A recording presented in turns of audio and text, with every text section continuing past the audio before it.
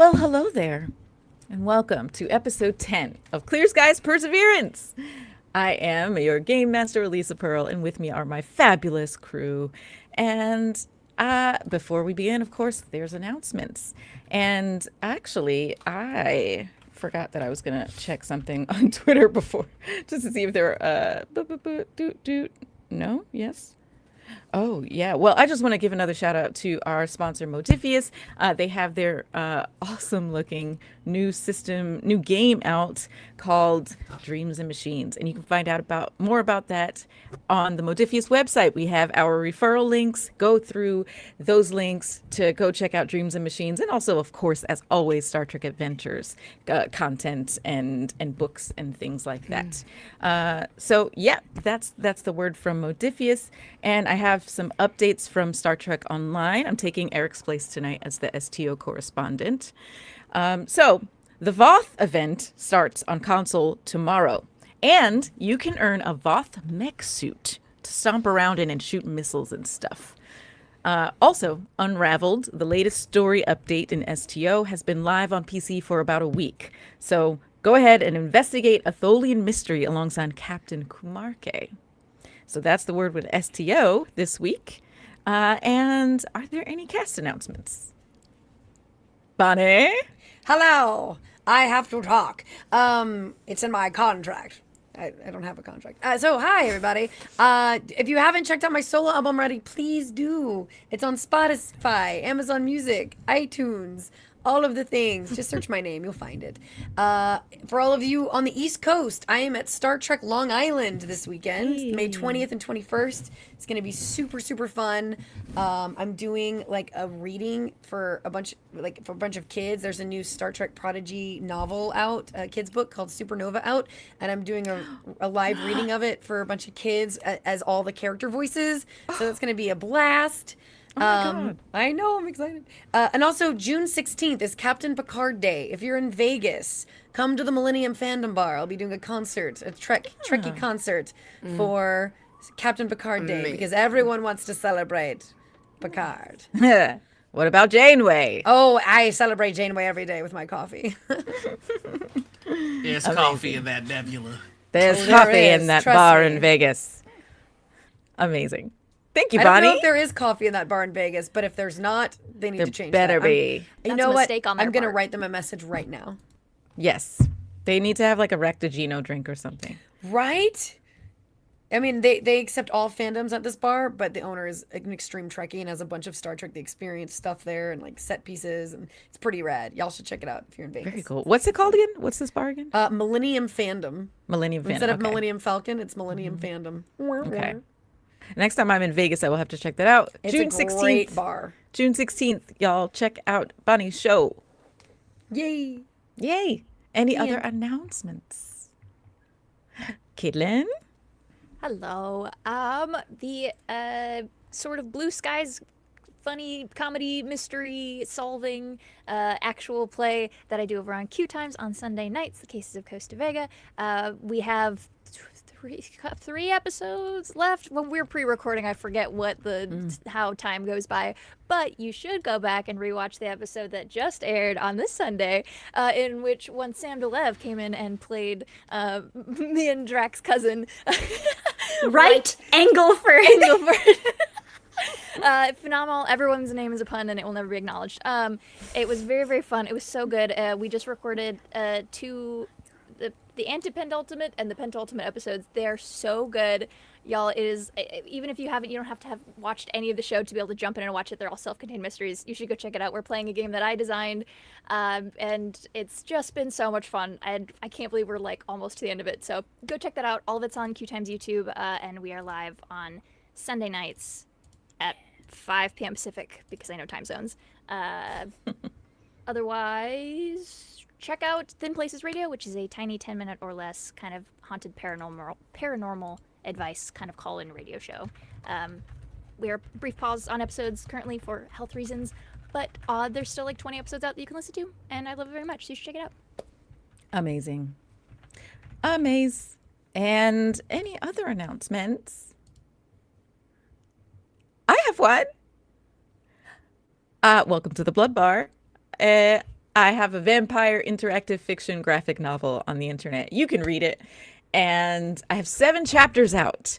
I can see how many, I can't see who has read what chapter. I can't see who has read it at all, actually. I just have numbers. But I can see that a lot of people have started it and gotten like 3 or 4 chapters in and have trickled out. So if you don't like it, that's fine. But if you do like it, please, by all means, read through to chapter 7 because I'm going to drop new chapters very soon, like this week. I know I said that last week, but I really mean it this time. Like for reals, it's happening. So yeah, go check out Welcome to the Blood Bar. Pick up where you left off. Restart the story and try different new options and things because it's a choose your own adventure in a way. There are options for you. And Caitlin's art is in there fully now. I'm going to try to bring it back in a future chapter so we can like see it again. But I liked your tweet that was like, see if you can find all 4. It's kind of like a can you find all 4 because there's Where's one Waldo? we've never talked about the other one, so see if people can pick it out, see if they can figure out what the 4th one is. Yeah, I would be intrigued to see if people can guess too. which one that is. It does not look anything like anything I do, but if you can figure out which other one is mine based on the ones that you're aware of, that would be I would love that. Please Tweet let me us if you know. figure it out. yeah, let us know. Tweet us. Let us know if you find it. And any other announcements? I see Sam. I managed to fit bears and wheelchairs into the same science. Find out how tomorrow morning at 8 a.m. on May Contain Science, or if you exist at a sensible chronotype, on youtube.com/@delevely, DELEVELY. We have clips of everything. It goes up on Wednesdays if you are a coffee supporter of any flavor. It goes up on Fridays on the YouTubes, and it's up on the Twitch VODs as always for freezies. Just check it out because, yo, how did that even science? You know you want to know. But now I get to do science that is kind of real science, but not real science, but it's kind of real science, but it's not real science, but it could be real science. The point is, Mike, it could be real science, and I'm excited. All right. And with that, we shall kick off episode 10 of Utopia Planetia's Clear Skies Perseverance. Mike, let's build.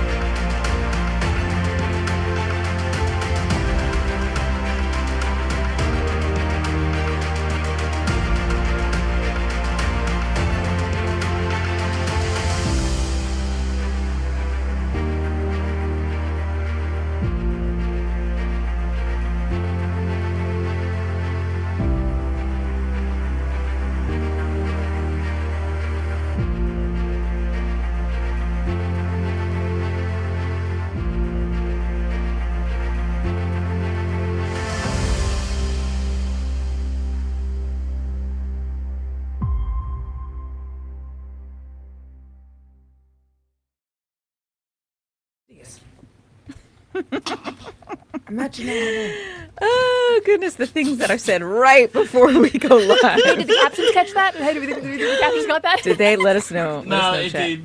Oh, dang. That would have been great. Well, we all are heading back to Utopia Planitia from the Southern Winter Games in the southern region of Mars. You all, in your respective vehicles, so we have the land crew and the air crew in the shuttle, heading back to the shipyard. We're going to do a fun little thing borrowed from other gaming systems to kind of wrap up what happens at the Southern Winter Games. if y'all remember last week, I gave you a heads up that we were going to do this, and now, so I'm not springing this on you. So go ahead and improvise if you haven't thought about this. So I want everyone to contribute one thing that's true about Juniel's game. So Rylam Juniel, the wind hockey game, or the rest of the Southern Winter Games for you all. So you can, choose which aspects of the games. But I want at least something about Juniel's game so that we know how that wrapped up. I have to, off the top, I need someone to have broken a record. And I would love it to be Janelle. I would love some sort of record to have been made. I love it. Eric's not here to vouch for his sibling. I gotta do it. Yeah. So Juniel set a record. Is it most goals scored in a wind hockey game, maybe? Something like that. Yeah. Awesome. Or maybe most assists, or being involved in a what's it called? A move that's not correct. What's it called? Combo. I can only think of when you all work together. The number of being involved in things that ended in goals. Assists for sure. Yeah. Mm-hmm. Amazing. So most assists in a wind hockey game. This goal was set by Rylam Juniel. Galactic record. Okay, go ahead. No, go ahead, Sam. Oh, I just, Carmen Nieves got gold. Great. You gave me narrative control, and I give her a gold medal. I love it. Yes, Good. absolutely. My protege in crime.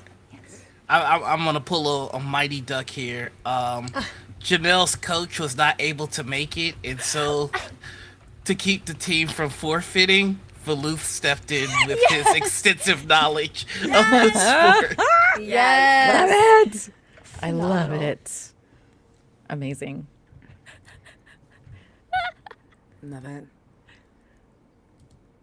Bonnie and Danielle? Yes. Ensign Keela made record profits. However, being the good-hearted Starfleet officer that she is, she did not keep the profits.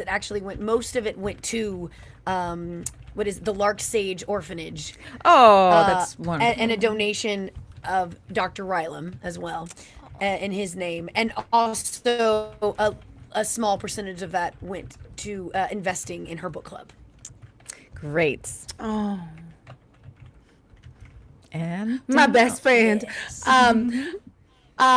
Vivi was at the games, and after she finished doing her thing, and she won a lot of prizes after she won her game. So she brought them to Ryland's game, and there were a bunch of XB kids and people who have not been necessarily able to feel very comfortable with the games, but Ryland was their champion. So Vivi's just tossing out little toys and stuff to all the teenagers and other ex-Borgie babes who were cheering very hard, and Vivi's leading the cheers and not leading them because that yes. A field trip of some sort of board kid XB kid group who is all there for they're matching t-shirts matching t-shirts. Yeah. And so just having obviously that happen meant a lot to these kids, and so Vivi's obviously cheering with them, but letting them lead the cheer. She's not leading cheers, but she's also handing out little treats and stuff to the kids who feel brave enough to say something because maybe it's hard for them. amazing. Our babies. I love it. What an eventful time you all had at the Southern Winter Games. And as you all pull into the cargo bay at the Utopia Planitia shipyards, this day is ending. However, I'm going to add a couple of things of my own. Number one, you all get back in the morning and you still have the day off. So I would like to declare that there is perhaps an impromptu meeting of the Utopia Planitia book club this afternoon. And a hangout after.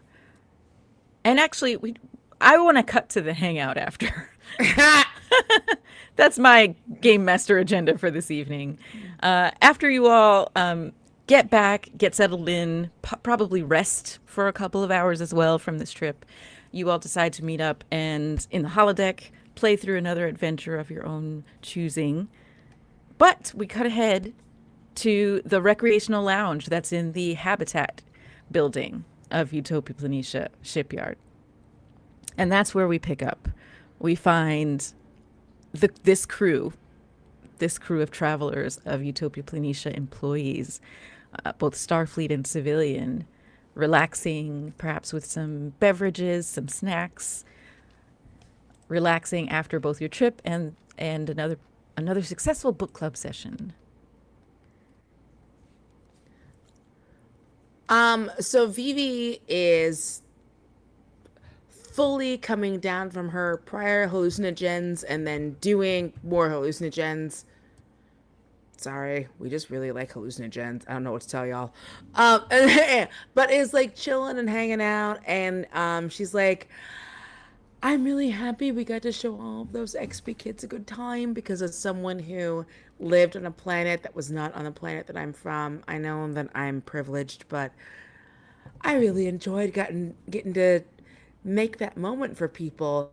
And also, more than anything in the world, I'm happy that my best friend was there for me while I did it. It just puts her arm around Tila. Great. Yes, I'm pleased that I was also there. Wait, you said me, right? Yeah, Keela, and that we were hanging out, and that you got to be so sweet around people. I'm always sweet around people. Look at me. I'm the sweetest. You are the sweetest, and I really appreciate a little bit of tearing up. The games were so good for us, I think, and I really appreciate how good you've been with everyone. And I should sit down. Well, rule of acquisition number 22. A wise man can hear profit in the wind, and windsurfing was my biggest profit. As she's looking at her tablet, making sure like everything's being distributed properly from her The winnings, or her adventures. Her I'm so wasn't sorry. really her winnings. She just kind of made Facilitated. winnings Facilitated. possible for others. I'm so sorry. I need someone. In a I need a safe way. supercut. I need a supercut of Bonnie's Rules of Acquisition. Need more Look, than anything in my I- life. I need a supercut. I will pay anyone who edits that. I need to see it 100%. I'm pretty impressed with myself, to be fair. It's impressive. That's because Good. you're You should- impressive. And you Bonnie. should be. Yeah. Anyways, I'm so sorry. I just needed that to be known. It's so good. It's so good. Thanks. But yeah, when I decided to play Ferengi, I made sure I had all of the rules at my beck and call and be able to link them into any situation. You're a genius.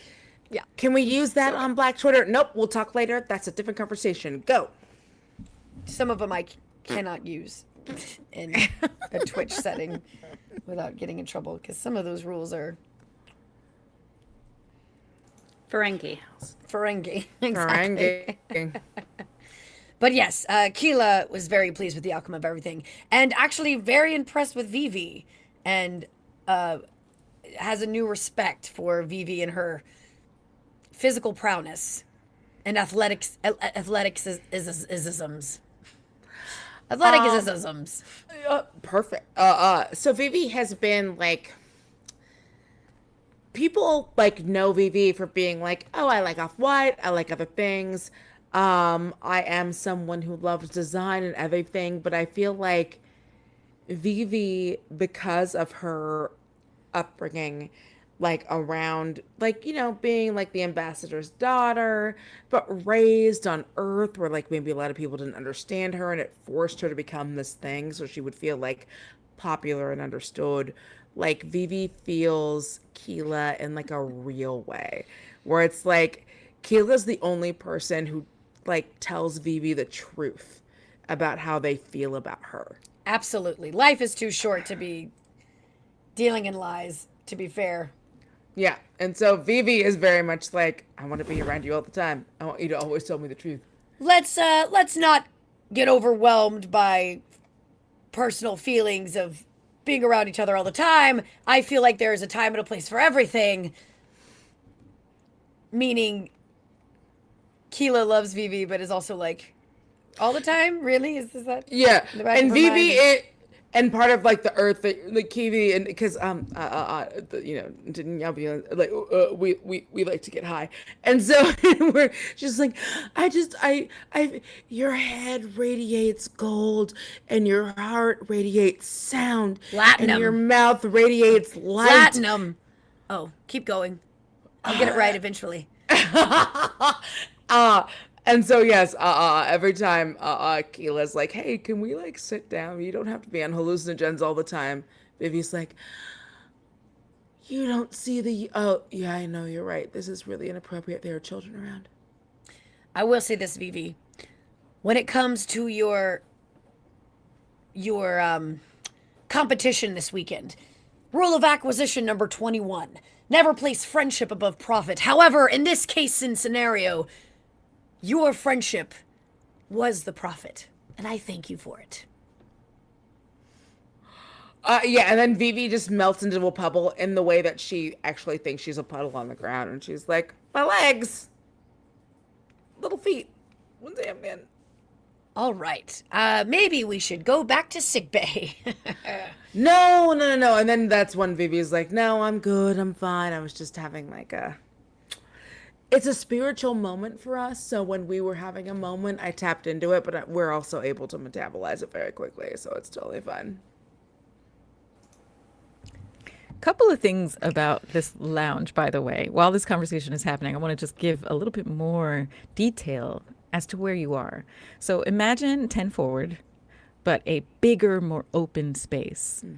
It takes up about a third of one floor of the Habitat building, which, as you know, is a very large building where it's a live-work building, basically. You all live, and many of you work in this building as well.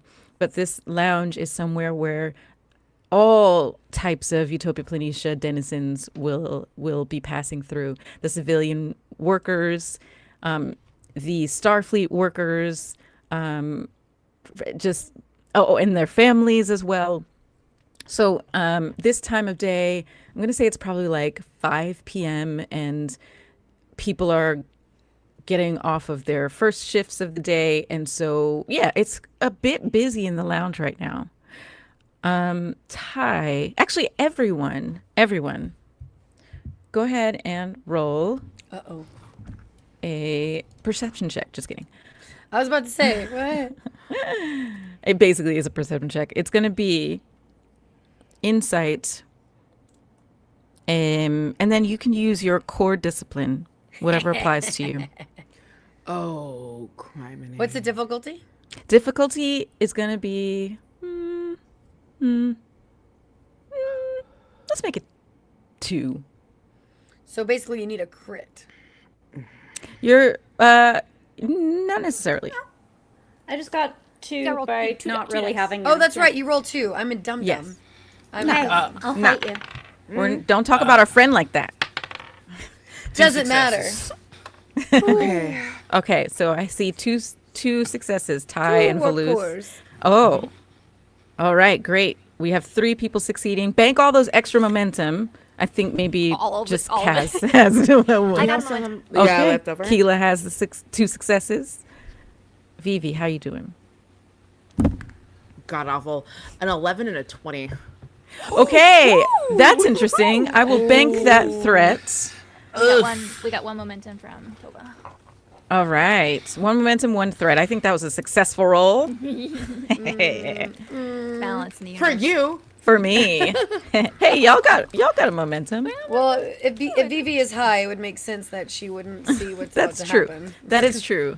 Vivi is still kind of coming off On of those the floor in a puddle. hallucinations, Yeah. Yes. experiencing things and the extra sensory. Ooh, your ESP is probably also pinging a little bit more as well right now. Yes. And then also, again, my species really likes hallucinogens. It's a Yeah. thing. Yeah. I didn't know that before I picked us, by the way.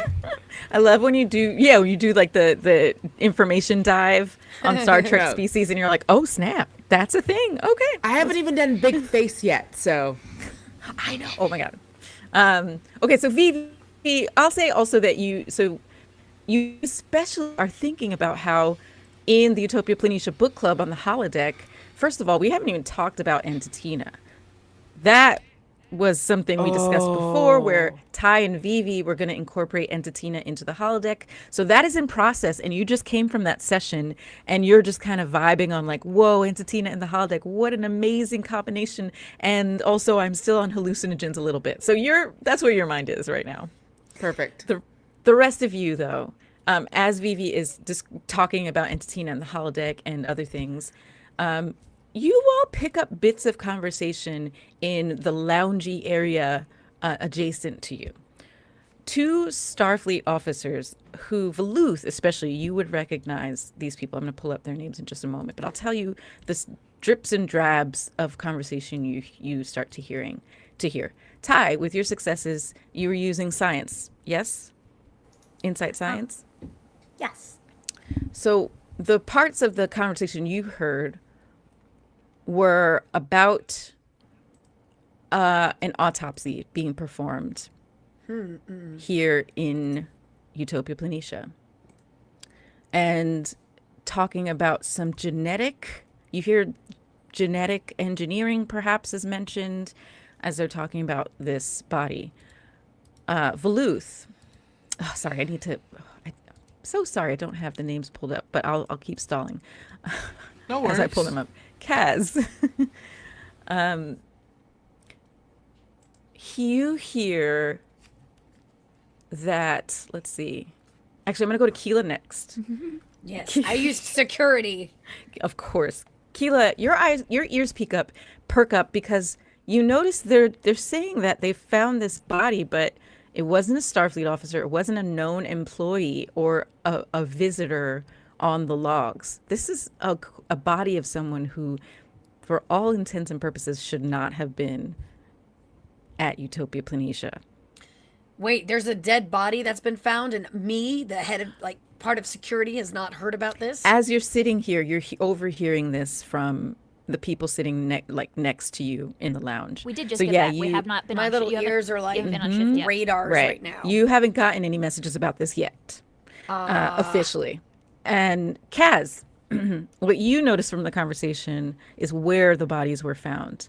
And also Bodies plural? body. Sorry, body. Just one body. No, just one body. You noticed that the body was found just outside of the shipyard in an area that is often used for just hiking. A lot of times Utopia Planitia employees will go off and this is a place that they might take a rover drive over to, and it has some like nice hills and and paths and trails. So that's where this body was found. And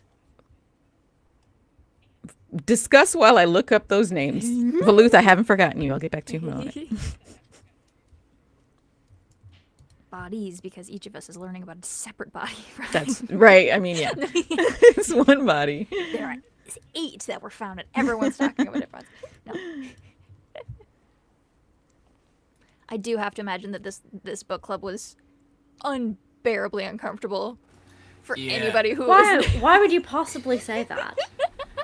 I would love if it were a variant on, like, Twelfth Night or another Shakespeare farce surrounding identity.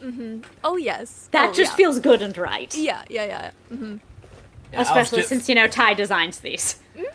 I was just about to say the one thing that I know for sure is Veluth has been laying low and trying to avoid Tova and Ty with every inch of ability that he has. She's avoiding you too, so don't worry about it. Ty is, okay, my pup Dazzler wants to be petted so bad, but the closer you go to pet her, the more she backs up and she's wiggling. She wants the pets, but the closer you go, like, no close, only pet. In a profoundly different spirit, but with the same distance, Ty Is there desperately wants to talk to Tova. Yeah, is there a quick little recap for people who don't know about what's going on with? Oh, I mean, as far as like characters, I don't think anybody else knows, but there is definitely a like palpable discomfort between half of the group. Just for a quick rundown. yeah. She was my wife from another life, and I knew that, and she didn't, and then I told her. There it is. Yeah. I knew that because you told me, but I wanted to Yep. And somehow I ended up in the middle of this like an idiot. So Oh, I know exactly how. Allow me to explain. You knew Tova, and then when she joined, you treated it like a body snatching situation and like a symbiosis. It went poorly. And so, yeah, Tova has now been informed for the first time that Veluth believes that Tova is dead and has been mourning her for the past several months. and see. And seen. So, and we all get to just for while we're waiting to look stuff up, just for audience sake. We're all like, it's all good. Like we the safety tools have been involved through all of this. We are bullying each other on purpose and with consent. It's okay. Absolutely. Yes. It's very intense and we're good. Like it's okay. Both robustly and with enthusiasm Yes. on all sides, Exactly. do we believe? Yes. But yeah, so book club was tense. Awkward. Awkward. Tova's trying so hard to like be involved. Like is like very much a like not making eye contact and will not directly interact with either of them, but it kind of, you get the vibe of like her need for sound and to be around people vastly outweighs her like distress over everything that has happened. So she is here because if she isn't, she will feel worse. So Listen, any meeting that Veluth could get away with sending Kamanuk to go handle instead of himself. That's what's happening. Oh, we aren't even there yet because we're still on our day off. yeah, Don't so they have- worry. yeah, no, you're here. Meetings So will happen. you have to be here on your own volition because you don't have any shifts today. Evolutions. No, yeah, I think they're very much like a, at least Help from my me. end, desperate grab for normalcy that is failing. Catastrophic. Catastrophic. Yes. What was it? Catastrophe. Catastrophe? Yeah, there it is. Yep. Catastrophe. That's us. Catastrophe. That's us. Oh, and I suppose the one bit we hadn't yet recapped, Commander Veluth, in a tremendous show of leadership, has informed Ty that both Ty and Kaz will be attending Vice Principal's hours. No, they were all going to have a meeting of some flavor. HR, let's go. Ty did not take warmly to the suggestion. Yes. Yeah. Somebody help me. There's no salvation where you're going, Commander. Pillow fort. Please. I think Danielle got steamrolled over there for a second. Did you have was there a thought? Oh, No, so I sorry. was literally sorry. No, I was just literally having a thing where I was like, I guess we should probably like let people know like the drums before the drums happen since we're entering the drum session. Who knows? Who knows what's gonna happen today? No, I think We this is going don't. to be very calm. very And also calm, there's okay. a body, so surely there are other things to focus on. Yeah, So Vivi is having a good day, waking up from her hallucinogenicness, but still like a little high because that's what we do. And then walking in and, hey everybody, what did I miss? Whoa. yeah. How much of the ESP is like? Everyone here seems really upset. And someone is. And so Fighting for their Vivi life? and so Vivi goes over to the person who was fighting for their life and is like, "Hey, hi. My name is Vivi." And Vivi just like takes her hand and does the and Are you That's what you- attempting to mind meld with me? yes. Oh, I still owe you a thing. Okay, This is perfect. Oh, hey, yeah, that's right. So All for right. the audience, there was a promise. I made a house rule that whenever a mind meld happens, both characters have to share memories from their backstory, but the mind melder has to share like more, right? I think I said three. I owe Okay. you 3. I've only given you 1. So, when you do your 1 at Wah, Veluth, wah, wah, wah, wah, wah, wah, wah, wah, wah. what you Technical term. Scientific and legal. it's from the Bionono School of Science. What you see is a cold, damp, stormy night in Chicago. Um, on a city front, there's just a small art gallery. Um, that in on the sign on the door, it says today's featured artist, the Vulcan stylings of Veluth, and you see a completely uh, empty art gallery with paintings all along the wall, and you see Veluth sitting just on a small chair in the art gallery. Um, Somebody walks up to him and says, we have to close in about 10. Veluth says, okay. And right as they're getting ready to shut down the art gallery, someone walks in, and it is a trill by the name of Tova, who just takes to looking at all of the art, and is, if I may say so, if I say anything wrong, please feel free to correct because this is your character. But they are very interested in the art, and they're just asking a lot of questions, clearly really interested in the art and also the artist. And I feel like also worth mentioning, Tova's Tova's like 19 years old. This is she's a teenager. This is like 10 years ago. and she's asking a lot of questions about the art and the artist. And you're able to pick up emotions too, right? Yes. And in fact, empathy is like most of the stuff that I do. So the Okay. visions are great and they come through, but mostly I feel emotions through vision, like or visions through emotions. Like I'm almost walking through your art gallery as though it's an emotional art gallery. So the main thing that you would feel at the beginning of this is acceptance that I am not an artist. I am incapable of doing art. It is only logical that no one came to see my work, so I should stop. And then when Tova comes in, you feel a deep sense of gratitude. And you feel the mask slip.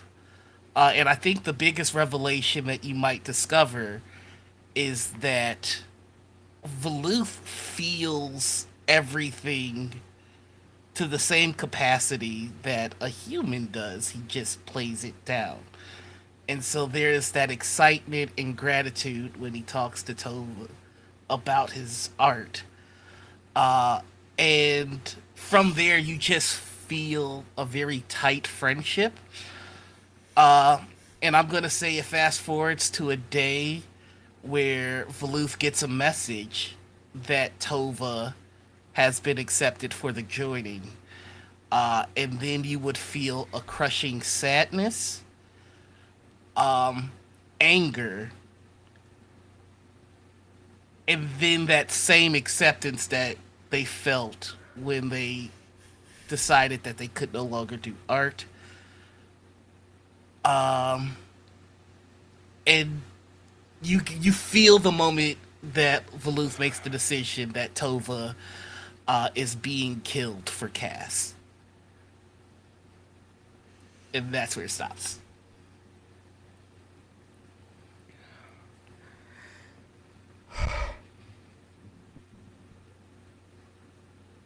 I You've been staring at me for some time, and I do not believe that you have the proper training or lineage to engage in a Vulcan mind meld. Well, this isn't a Vulcan mind meld, my friend. This is, you know, this is. I have empathy. It's a. I see. I I can assure I you won't. there is nothing to feel here. I just wanted to feel if you were okay as you. I I wanted am. to make sure that you were safe and you, like that's. I apologize. I feel like maybe I think I overstepped this one, and I went too far into your head without your permission, and I apologize. I would Log- love to see your art sometime if you wanted to show me. We could always use more art around when we're back at Utopia Planitia, when we're at the shipyard and we're making everything. I'm always looking for more art inspiration. So if that was ever something you wanted to, you, you don't have to. But if it was ever something you wanted to show me, I would love to see it. Because what I saw in your brain was so beautiful. I appreciate the gesture. Before logically I could accept your apology, I would need to decipher exactly what information that you pilfered. The responsibilities that's provided to me by the Federation also gives me access to a number of classified information. I cannot forgive you if that is what you retrieved. I, um, and, Vivi just permission to, touch your hand. We are not at the station, and so I have no authority over you, unless it I'm asking your restricts. permission for consent. I understand. In which case, granted. Would you mind if I shared with you the beautiful things I saw? Beauty is beauty is subjective, and there is no definitive quantity for what is beautiful and not. I would Do I have your permission, sir? granted. And Vivi squeezes that hand and just sends through all of the beautiful art and paintings and abstractions, because it wasn't just like, obviously it was things that was happening in Veluth's head, but it was also like things that Veluth had painted and things that Veluth just felt that had not been yet painted but were waiting to be painted. um, scapes, image scapes, and some of them were soundscapes, other artistic things, and it all just comes out in a flurry. I see. This is from a period of my life that has long since passed. These are failures that helped me discover that my purpose was Starfleet. Well, if they're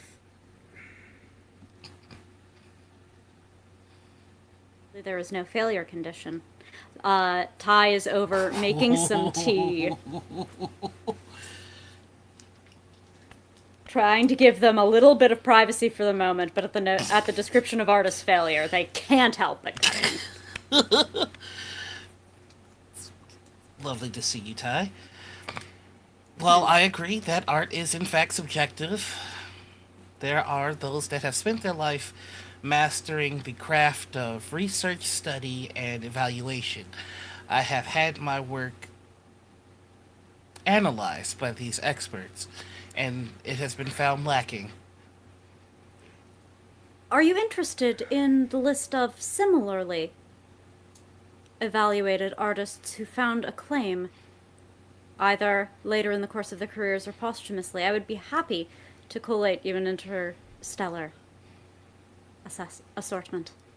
There's some very, very fine examples. And Captain, if this art that I saw in your head doesn't mean anything, and you feel it doesn't mean anything, then it doesn't matter if I use it as my inspiration when I go about and help us find ways on the ships for other people to be comfortable. Am I Oh, what a right? beautiful point, Vivi. Tea? Tea. Oh,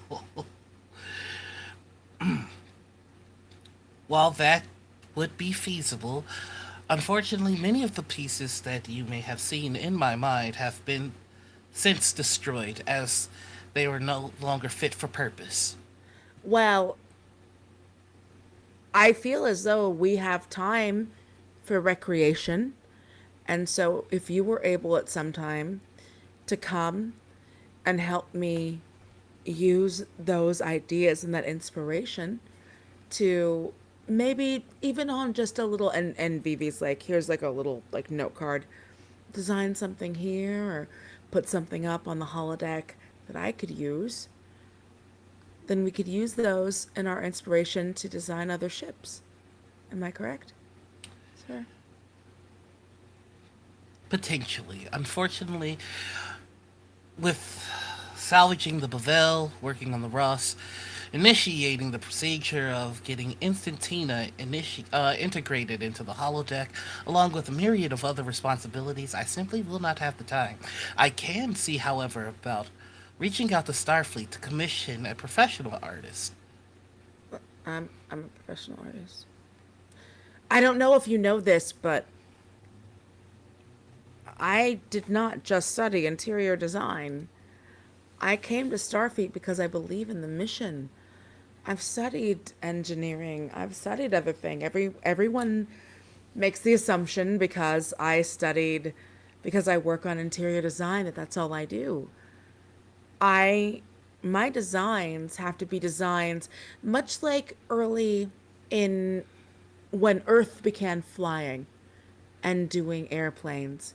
They had to learn that you could not have the airplane windows be certain shapes or the air would rip them out and it would be damaging to airplanes. In the same way, I have to know the way that interior design works to be on these ships. And so I could transfer your designs because may I be so bold, sir? I would not want to stop the trend. I think that these are beautiful. And I think that they should be seen by more people. And I am not someone who says things that they do not mean. I know this to be true about you, but I am also aware that the world is in dire need of individuals who can not only tell you the proper shape of a window airplane, but why it needs to be that shape. That And is I why know I'm both an of ancient. those. That is both of what I know. And that is what I studied. I know, again, I talk about off white, and it is, you have to know which beds work in which quarters. You have to know which doors work for what purpose. It isn't just that I like white. I choose white often because so many of us are so differently shaped that white makes it so that we can see each other without seeing our differences in a weird way. There are reasons I choose the colors that I choose. And I think that I would like to choose the colors I saw in your head. I don't have to, but there is a design reason. And I think maybe I have been too strict about off white. And I think that there are good reasons to have carpets that are different colors. And if someone wants a cabin, it makes them more comfortable with the colors that I saw in your head. They should be able to have that. And you do seem so Respectfully. well qualified. as a professional, a researcher in these matters, credentialed, to make such a judgment. And I'll give you your tea, and I'll lay down some hibiscus for the commander right next to it. Vivi, I appreciate very much what you are attempting to do. It is unfortunate that I have to inform you that the man that was able to create those things is a very different one that is standing in front of you. I am a Starfleet engineer and a Starfleet commander. I have no... Commander, that is the problem. If I am so sorry for being rude. That's the problem.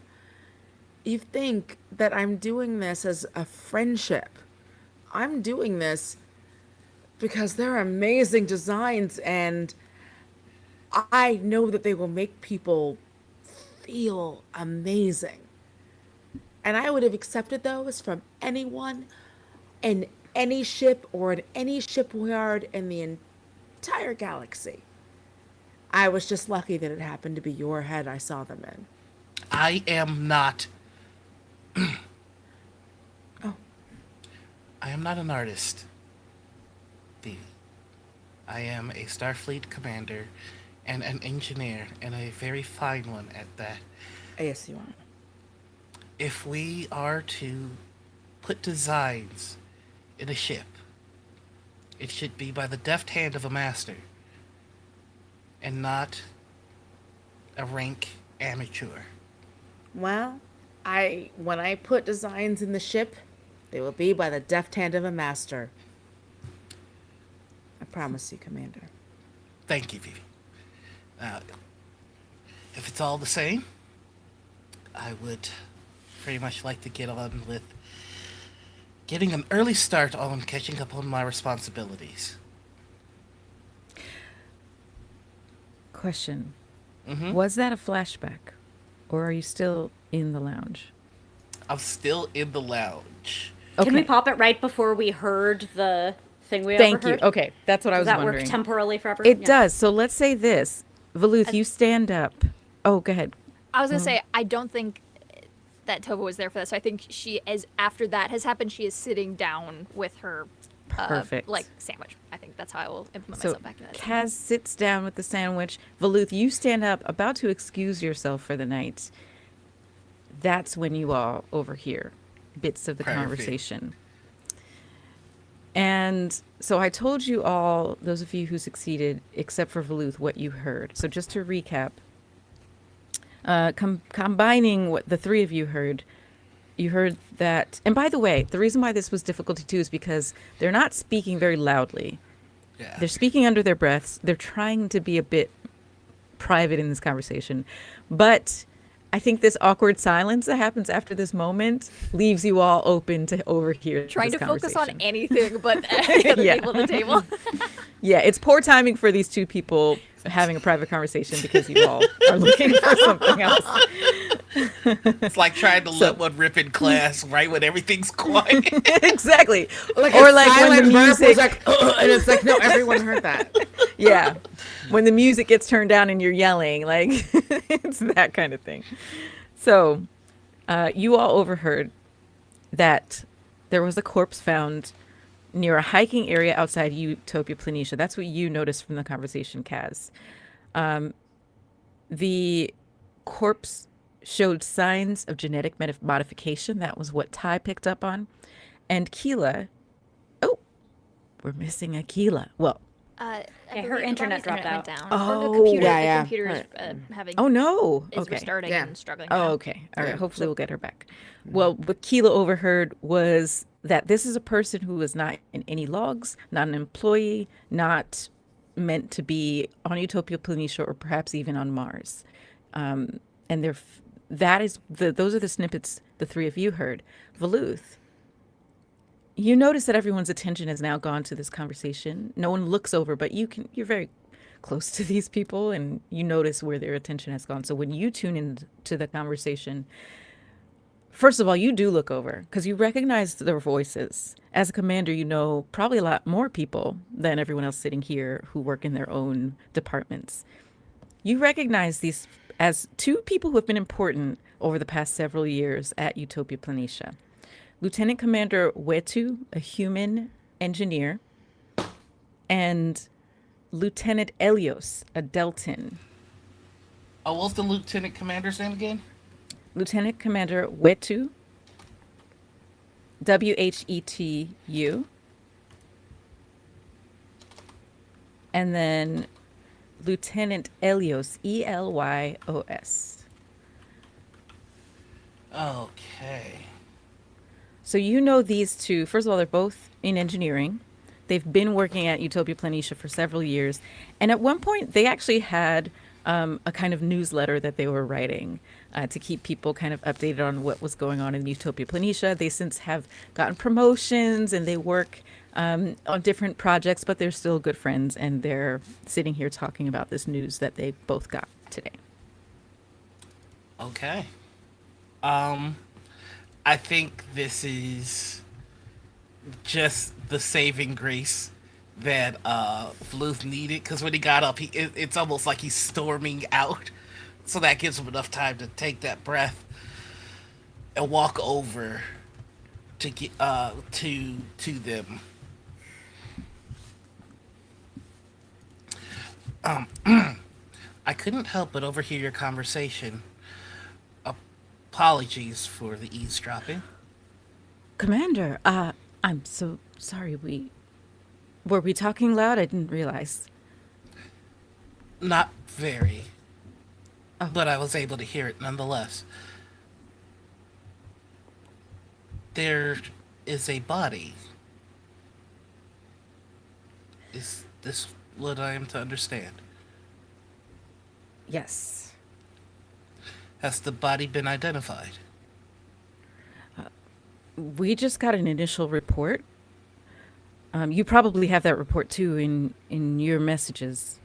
You actually probably would find out more than we would. But as far as we know, no. It's the strangest thing. Understood. Thank you very much for your time. And he just awkwardly walks off. I'm going back to the cabin to get to my pad to check messages and try and hide. Okay. All right, Veluth, you head back to your quarters.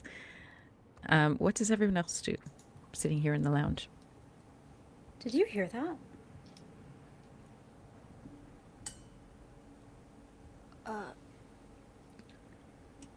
The body? Yes, there was an autopsy. Oh, I heard that the engineering guys were talking about it being, they found it on the trails.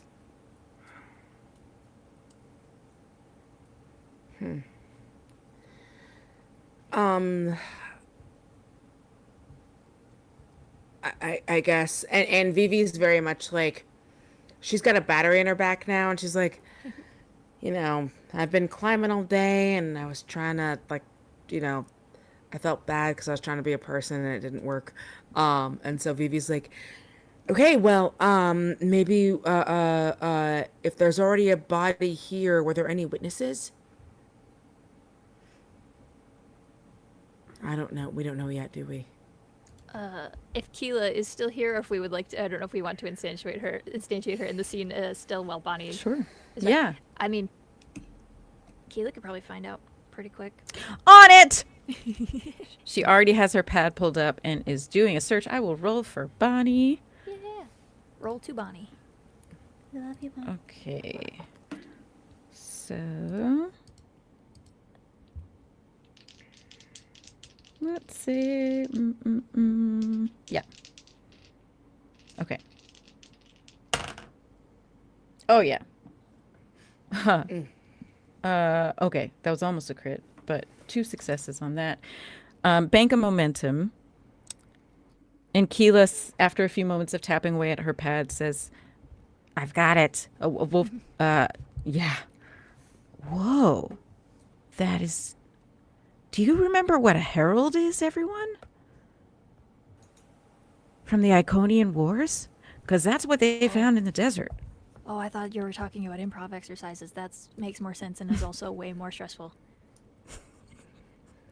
Or a mod. Yeah, awful.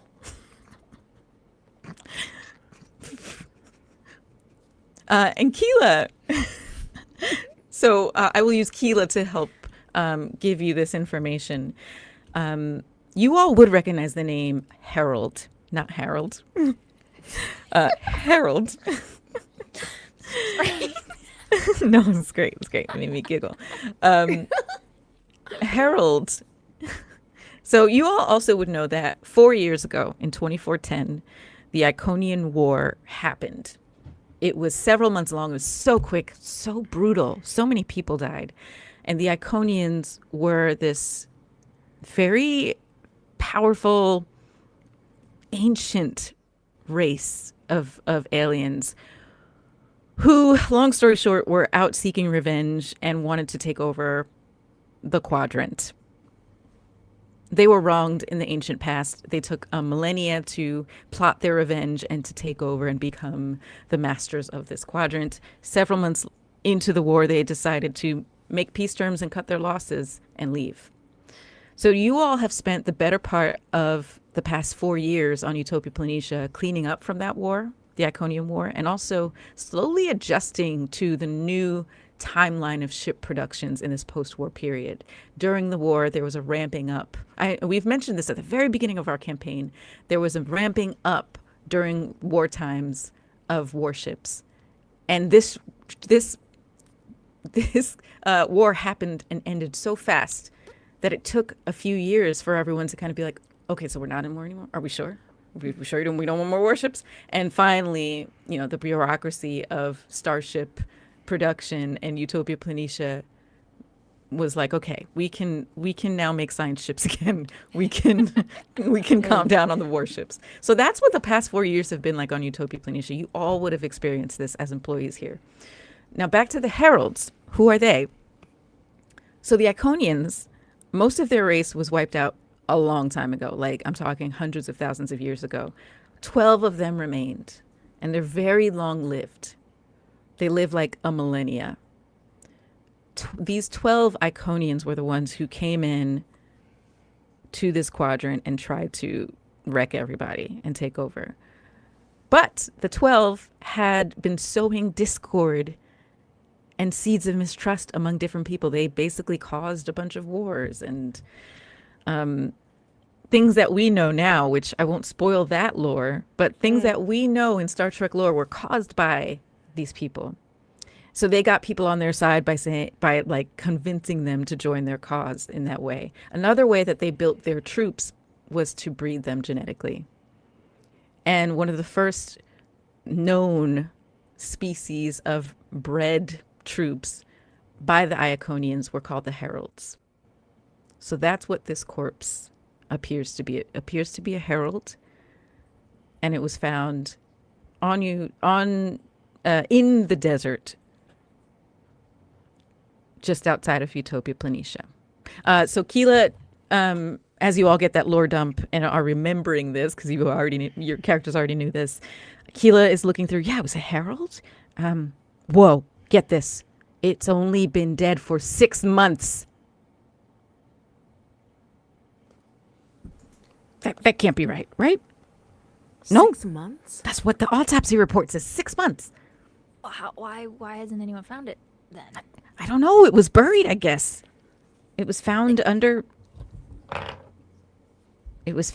some dirt and rocks. What was happening here 6 months ago?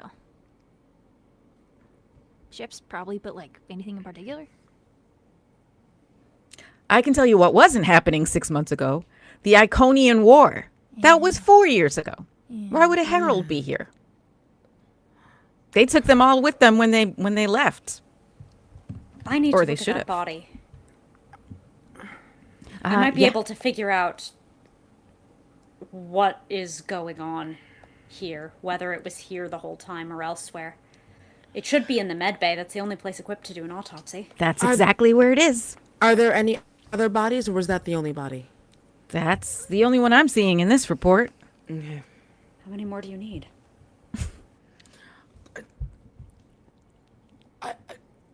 It's the only thing I'm good at.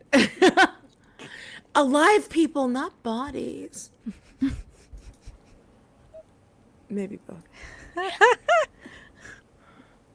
I'm The going to entendre. Medbay. If you would like to join me, please spare me. Vivi is coming down. The hallucinogens are wearing off, so now Vivi's just like work, work, work, work, work. And like fully in like work mode.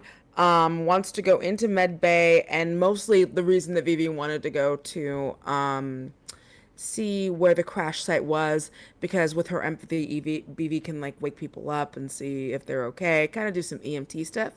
And so Vivi was like, "Yeah, let's go into med bay and see how I can help." Ty will stop in the doorway, not turn around.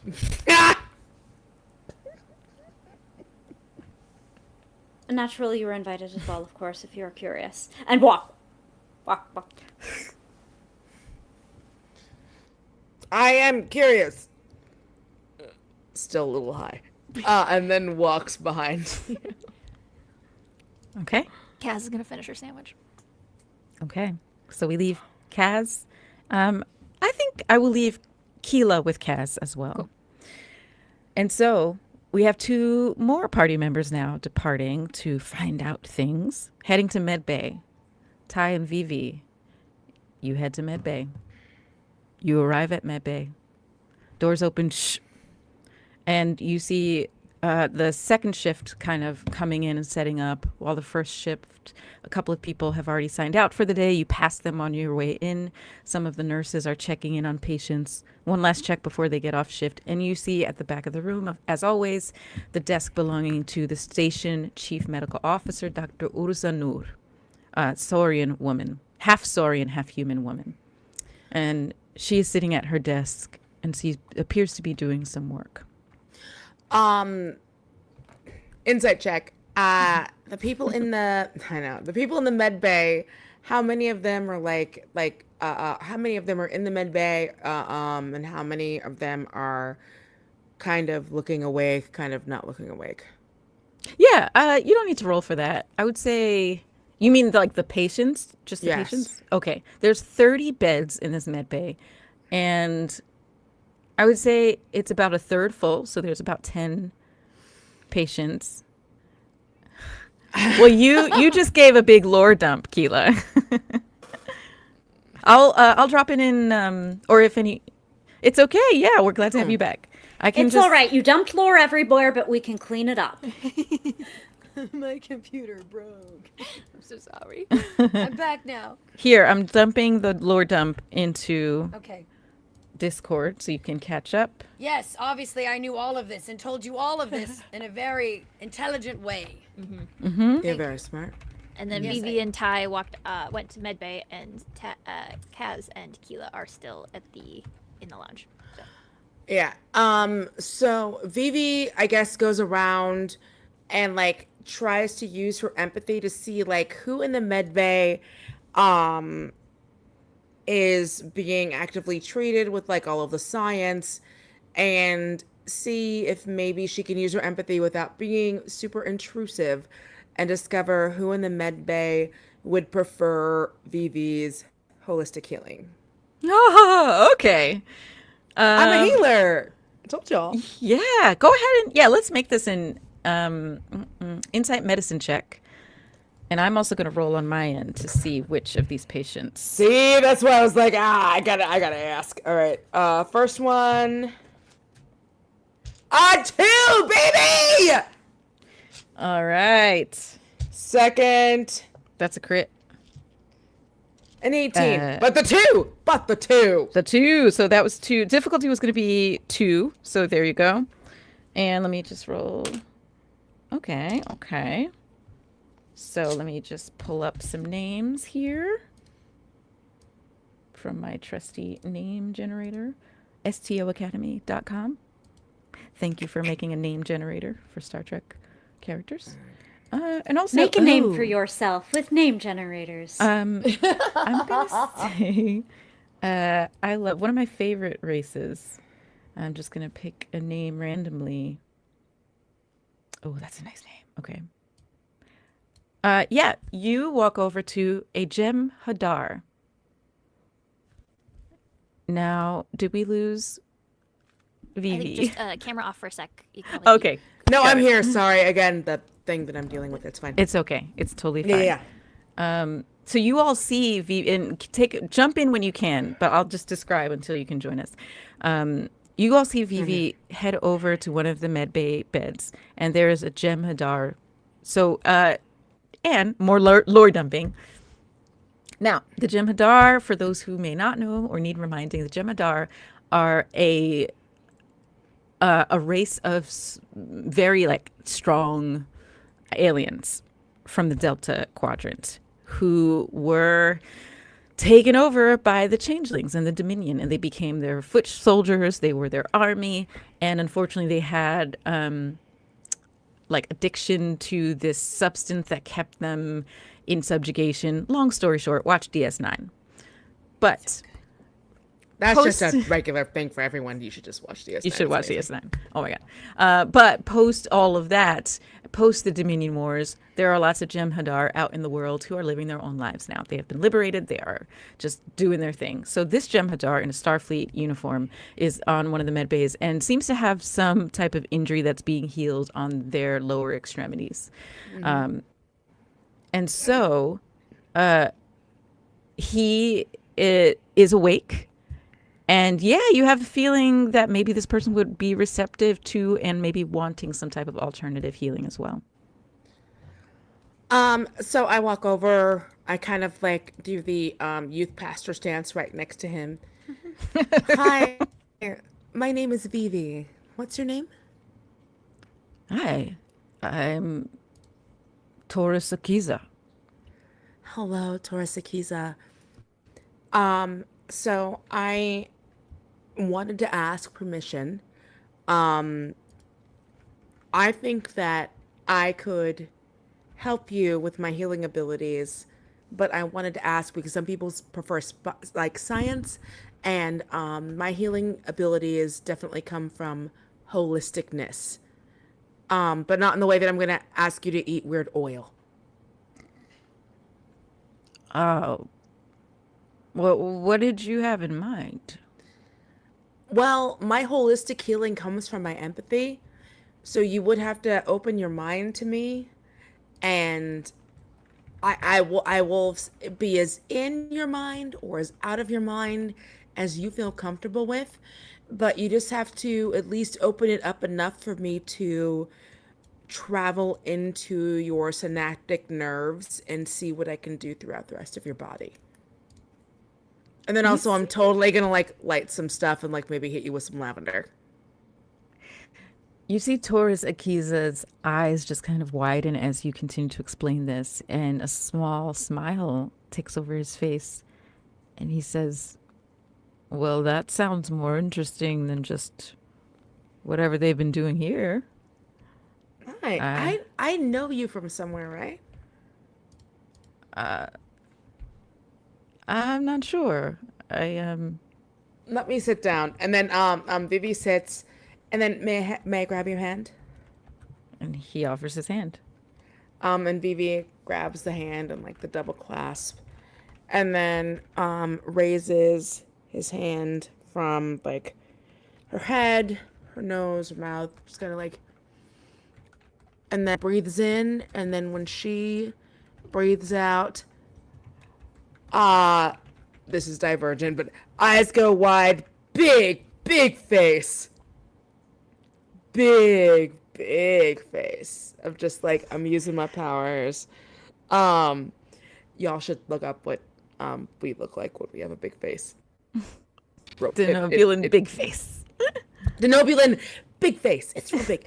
And just like holding on, and then it drains. And suddenly Vivi starts using her empathy to get into the body. Vivi starts connecting with his emotions and with his brain. And she starts to feel some stuff, but she doesn't want to be too, especially after what happened with Veluth, she doesn't want to like feel like she's being very intrusive. Is this okay? Can you feel this? Is this okay? Closes his eyes and he responds to you. Yes. And so then Vivi sends a wave of, I'm going to send a wave of just a little, I'm going to use my empathy and my holistic healing to make it so that your pain is less. Is that okay? Yes. And so then she sends that wave of it, and it feels like if you are someone who has never had a reason to do Vicodin, don't do Vicodin. Vicodin sucks. Or Vicoprofen. And it's the first time you've ever had like a little painkiller, but not like dangerous, not like fentanyl, but just that wave. It's like not only does it calm your nerves, relax your nerves, but it also has a dual thing of relaxing the brain. Is this okay? Yeah, you sense just this peace and comfort coming from him.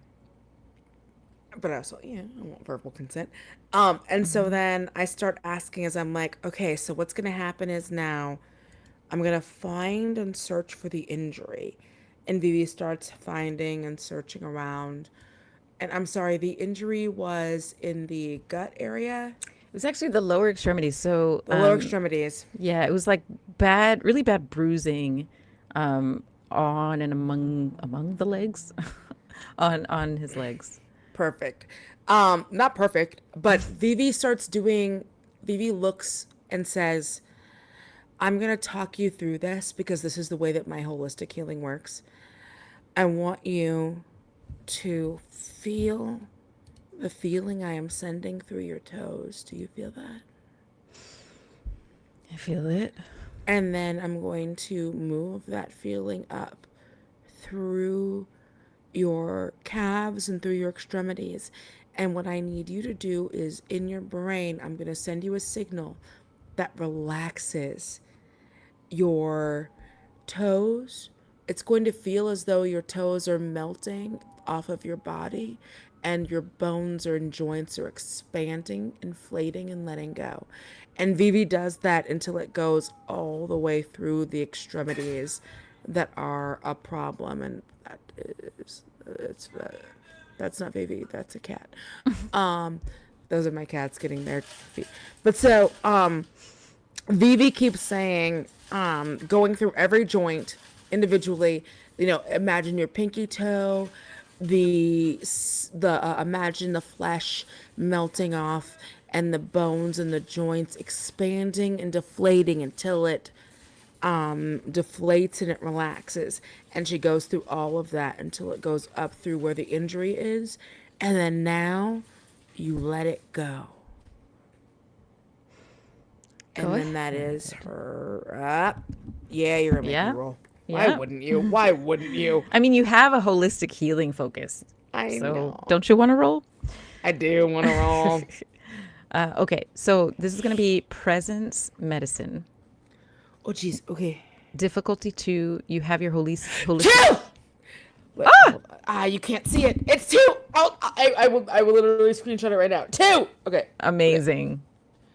And then I've got another roll. 10. I'll take it. Amazing. Wait, you rolled a 2 and a 10.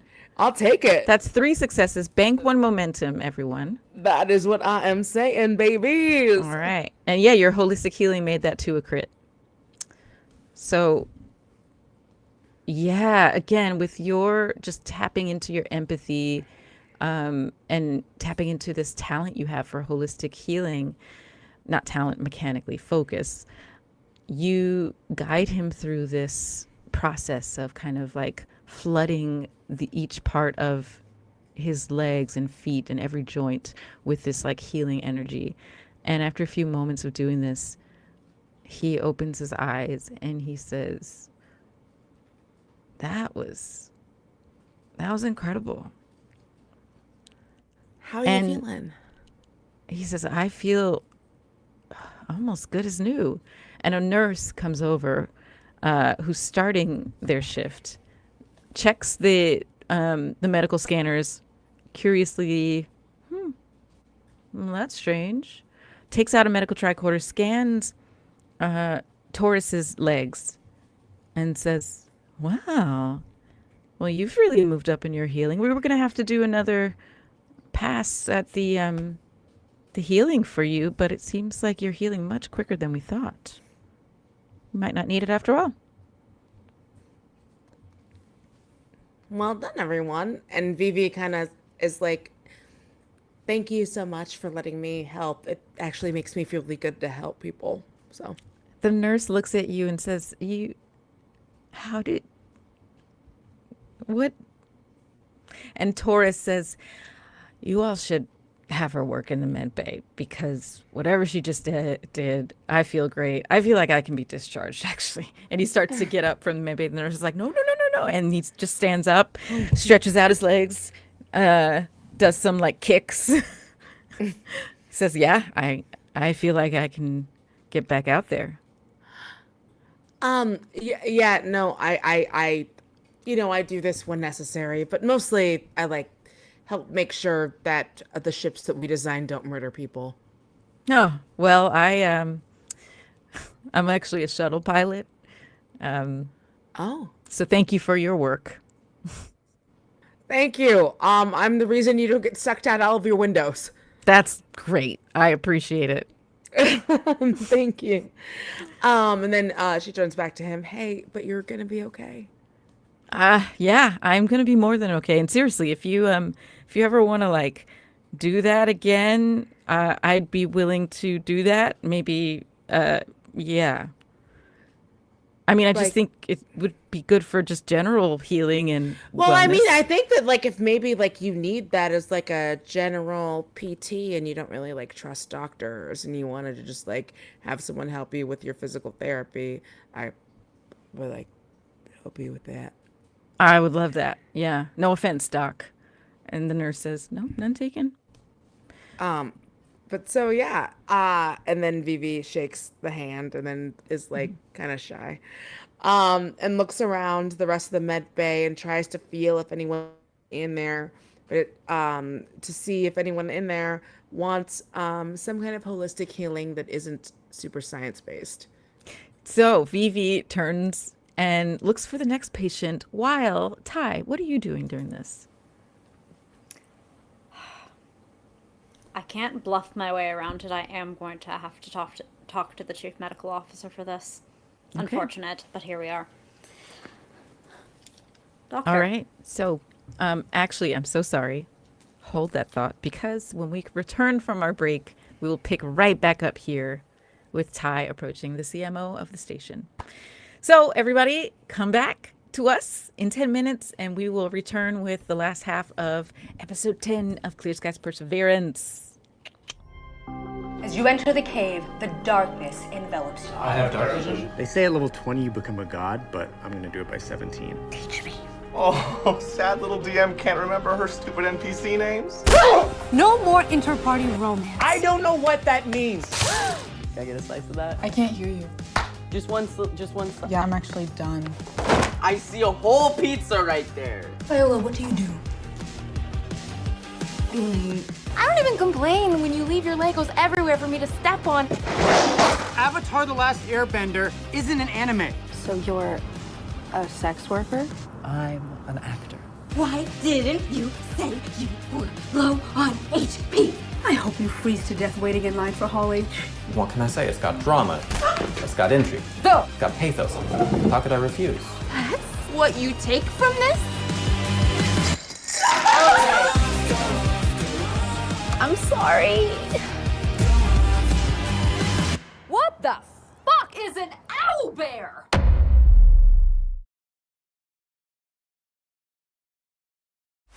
My son, the Terran Emperor, has merged with an entity of great power.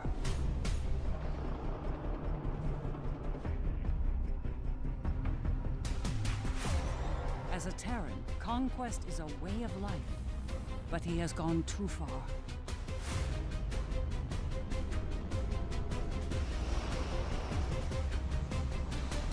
Now, We must join forces with enemies, or face obliteration.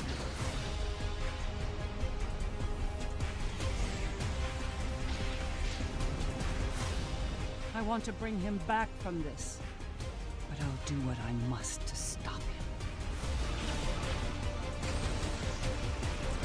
him. No matter the cost.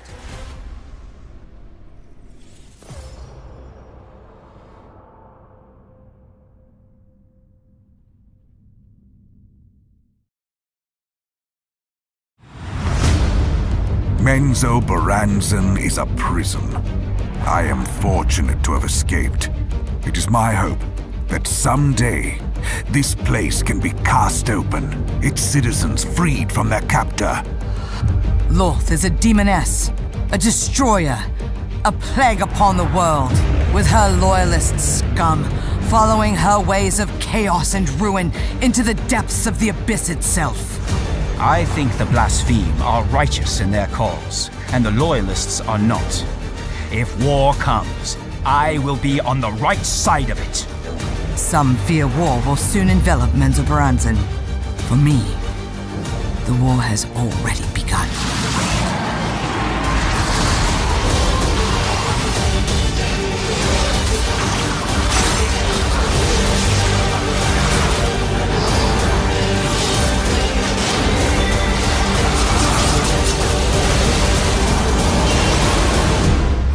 Welcome, soldier, to the cause of the blaspheme.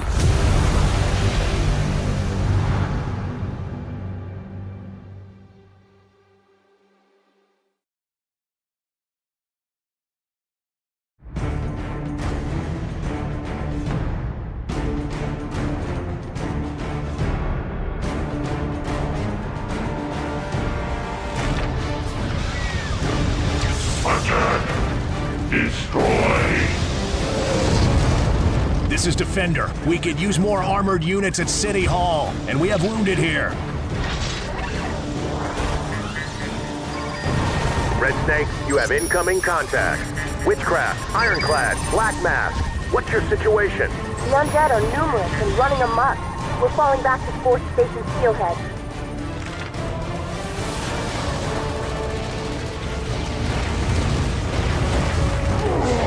Go forth, my children, and feed upon the living. I'm just finishing up my patrol now.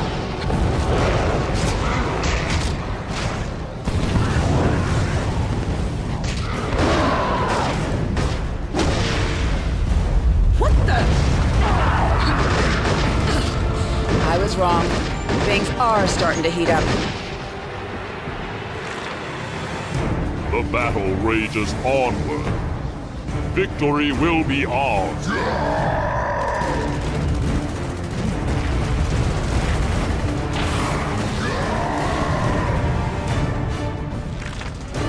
Calling all champions. This is a global distress call. Report to the nearest crisis zone and engage the enemy. Metahumans ejected. Changing targeting lock.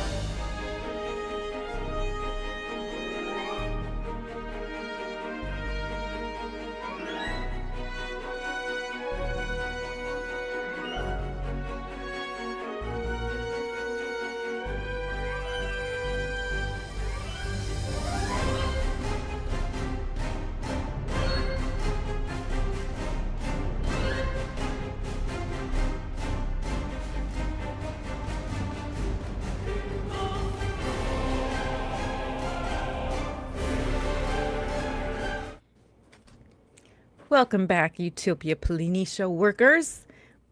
This is mid episode 10, and I have a couple things I want to say.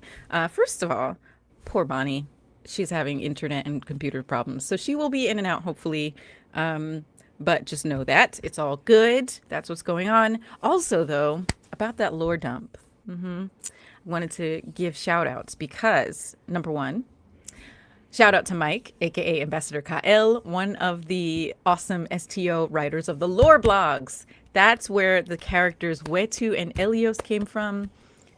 Those characters were created by Jesse Heinig. So, hi, thank you for creating those characters, and they are officially now canon in our CSP campaign. Also, shout out to STO, Star Trek Online writers and developers, because Keela's lore dump was brought to you by STO. All of that stuff about the Iconian Wars and the Heralds and all of that comes directly from Star Trek Online. I tried not to spoil too much stuff. I think there's so much more to discover. So if you haven't played through those games, definitely play through those missions and you will find out more about those lore things. So yeah, that's what I wanted to say. I think we are ready to dive back in right where we left off. Ty, you were about to say something to the doctor, Dr. Ursanur, and she is looking down at her console and doing some work and looking at things. What were you about to say to her? If I recall correctly, I believe it was Doctor. Oh, hello. How can I help you? I was hoping to look over some of the genetic engineering data from what you found earlier. It seemed relevant. Ah, yes, you heard about that. Body in the desert. Intriguing. I mean, if you ask me. And I do. Sometimes Utopia Polynesia can be a little boring, but this is not boring. Here, actually, come around. I was just looking at that report and doing some digging myself. So she waves you not on to the come. surface, I hope. Oh no! You are good at puns. Okay. Thank you. So. Didn't realize that. You didn't realize that? That you're good at puns? Surely the findings. Oh, yes, of course, of course. I'm just going to be thinking about that digging. That's very good. All right. So, yes, apparently this was a genetically modified, genetically engineered race by the Iconians. I'm relatively new here. As you know, I started here 2 years ago, so I wasn't around for all this. And I mean, I, as a person living in the Alpha Quadrant, knew about that, but I didn't know about their presence here on the shipyard. And also, I cannot fathom why one would just appear out of nowhere in the desert. It does seem like an extraordinary claim requiring extraordinary evidence. Yes, but here we have the evidence. So we did an autopsy, and genetically that is what this is. It is absolutely one of these heralds. What more did you want to know about this genetic engineering in particular? How they did it or what they did? I wouldn't mind a sense of the techniques or outcomes. Were they working off of a base organism with revisions? What templating did they use? And yes, the techniques would be lovely, but also it seems like I might need a baseline context in your autopsy technique itself. It's hardly fair to make determinations about the editing unless I know that which has been edited. Oh, yes. Okay, well, here. And she pulls up a holographic model of the Herald's DNA, or a section of it at least. Actually, she pulls up the whole strand, the long strands, and then kind of cuts into certain sections. And she says, well, what I found from looking at the DNA in particular is that a couple of things. Yes, they were not created in a test tube. They were not lab grown. There was a baseline species that they evolved using genetic engineering. And it looks like a couple of different times, because if you look at this strand here, she zooms in on that strand. She says you can see where the genetic splicing ends are. It's quite elegant, but you can still tell that they're there. And what we're seeing is that there were at least 2, maybe 3 different revisions. And as you know, this particular herald seemed to be genetically engineered to be more robust and tall and strong, with quick reflexes, things like that. There were also some previous generations that we see passed down through this DNA from mother, grandmother, grandfather. Those edits were more in terms of like placation and friendliness, likability, things like that. So calmness, being self-serving, people-pleasing, those types of traits. Docility, one could Yes, exactly. say. Yikes. Yikes, indeed. And the body itself, were you able to observe any phenotypic consequence of these edits change to musculature? I'm sorry, where did you keep the body? Come on. She closes the holographic model and walks over to a corner of the back corner of the med bay, which you know to be basically the morgue. I don't know if we've probably seen a morgue in Star Trek, right? I'm not sure. I'm sure, though there are airlocks that make more space-efficient ones on many ships. Yeah, we've definitely seen that a bunch. People being vexatious and then gone. Oh, sorry. Yes, you were saying. That makes me think of The Expanse. God. A lot of people got spaced on The Expanse. A lot of people were bastards. Yes. It's true. Okay, so she walks you back to the morgue section of the med bay, and you go through a door, and now we are in this morgue. Pretty just like modern morgues, but of course the UI is more modern and Star Trek enlaced. But there are these drawers containing space for corpses. She goes to one of the drawers, types in a few buttons on the digital display, and it opens up, and you see tall, lanky, elongated, almost triangular face, light purple skin with some type of reddish striation, which doesn't look like scratches. It looks like that's part of the skin coloring and texture. Okay. You see 3 sets of eyes, all stacked and slanted inwards, and the eyes are closed. Do I see on visual cause of death? Go ahead and make a roll. Insight medicine. Difficulty. Do you have anything that like... Humanoid biology. Okay, yeah, this is a humanoid. Yeah. I would say difficulty 1 to just glance and take a good glance. Yeah, a good glance. See if you can see anything. Thank you. All right, well, that is a natural 1, which is good here, and a 6, so that will get me a couple of momentum. Yeah, take those momentum.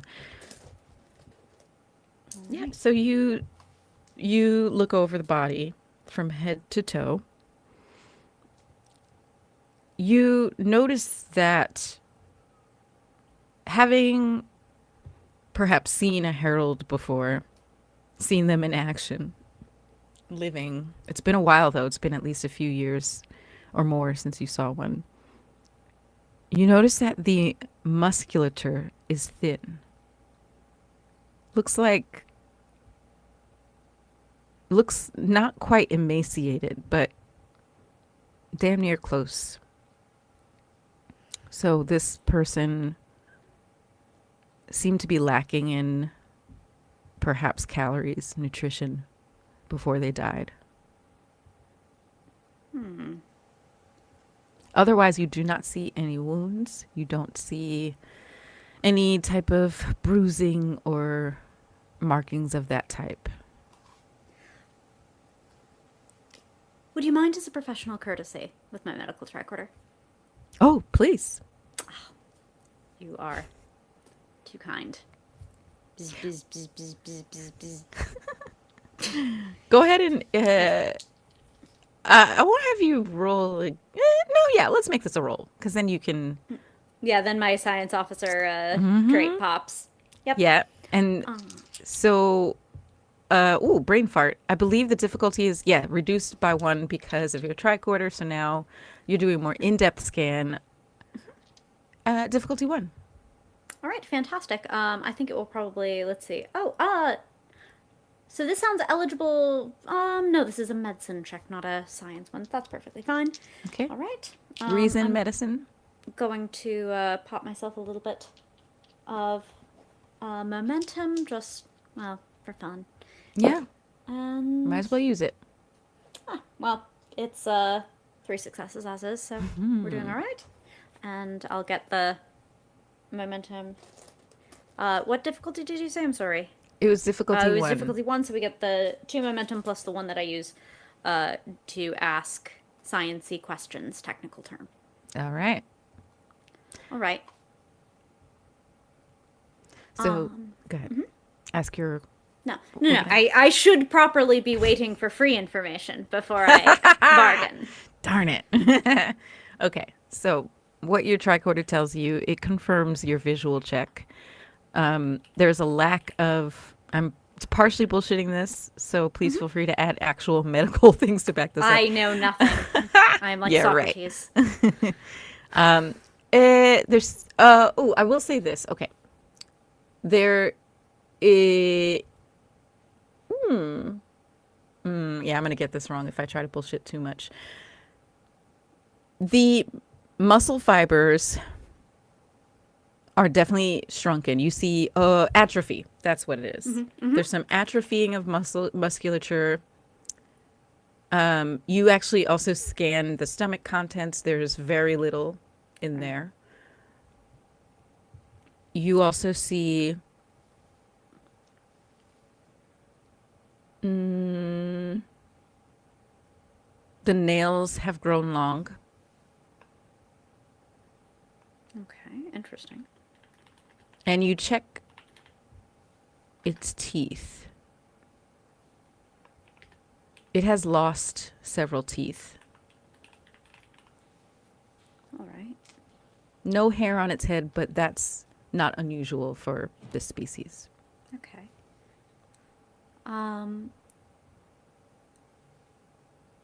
So a couple things come to mind.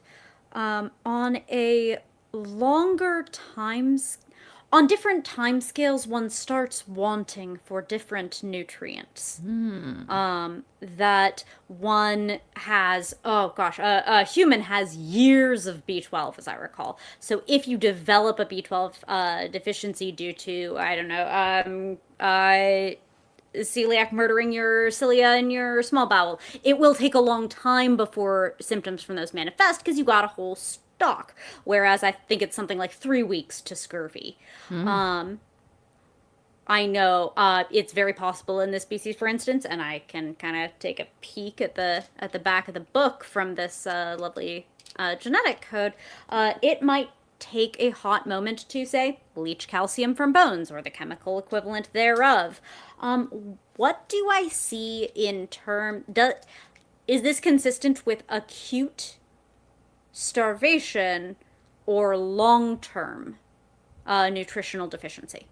And if so, can I estimate roughly when the nutritional deficiency would have begun? You absolutely see very clear signs that this was long-term. Okay.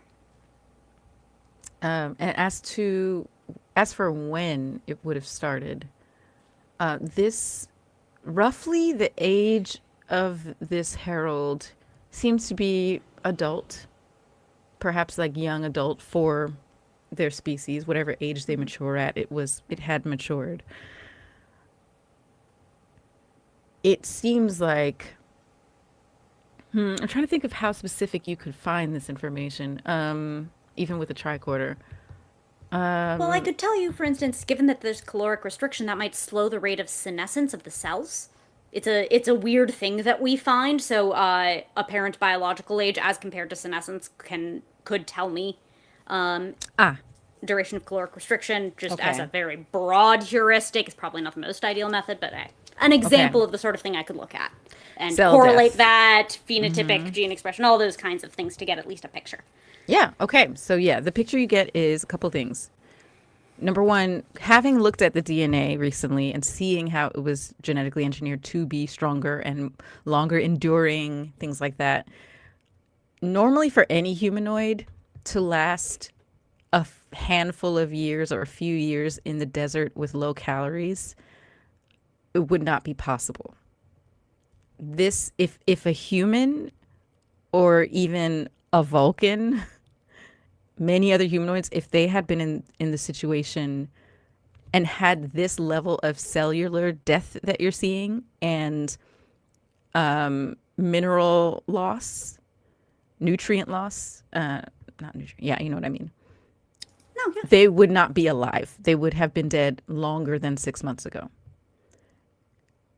I recently heard, who was I talking to? Oh, I can't reveal who that was. It was a personal story. But I know of a situation where someone got labs back about, I think it was maybe anemia in this case, and something with some type of blood cell. They got labs back and they just were at like a physical. When they got the labs back, the doctor was like, you need to go to the emergency right now. You should not be operating right now because your levels are so low. That's what we're talking about. Someone who survived when their levels say they shouldn't have for other humanoids. So we're talking long term, we're talking possibly years, but probably years. And working on, and I think this cost me just one of my, I think it's my first momentum because I got a science question. Okay. So I'll spend, and then we're at either 5 or some spillover. There are phenotypic markers that reflect DNA damage, which can be from sources like aging. It can be from sources like cosmic radiation. I'm very familiar with sort of the baseline of semi-terraformed Mars.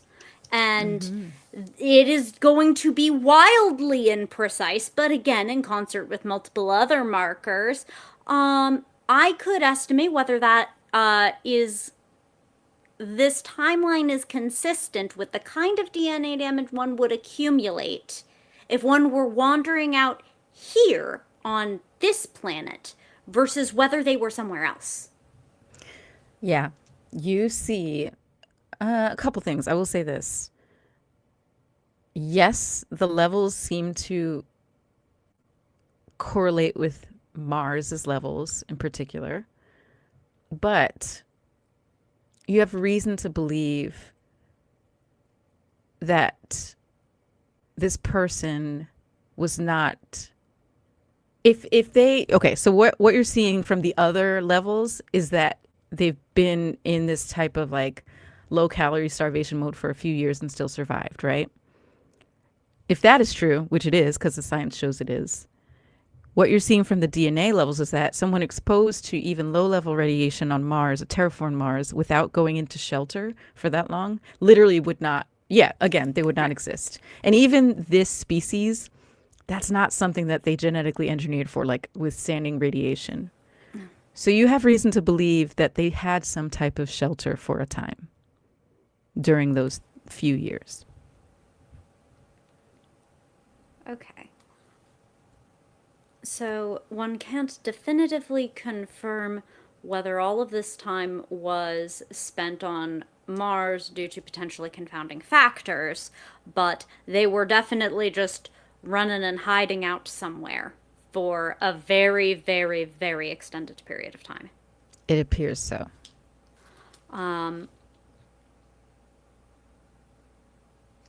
Dr. Noor, what was your diagnosis as to cause of death?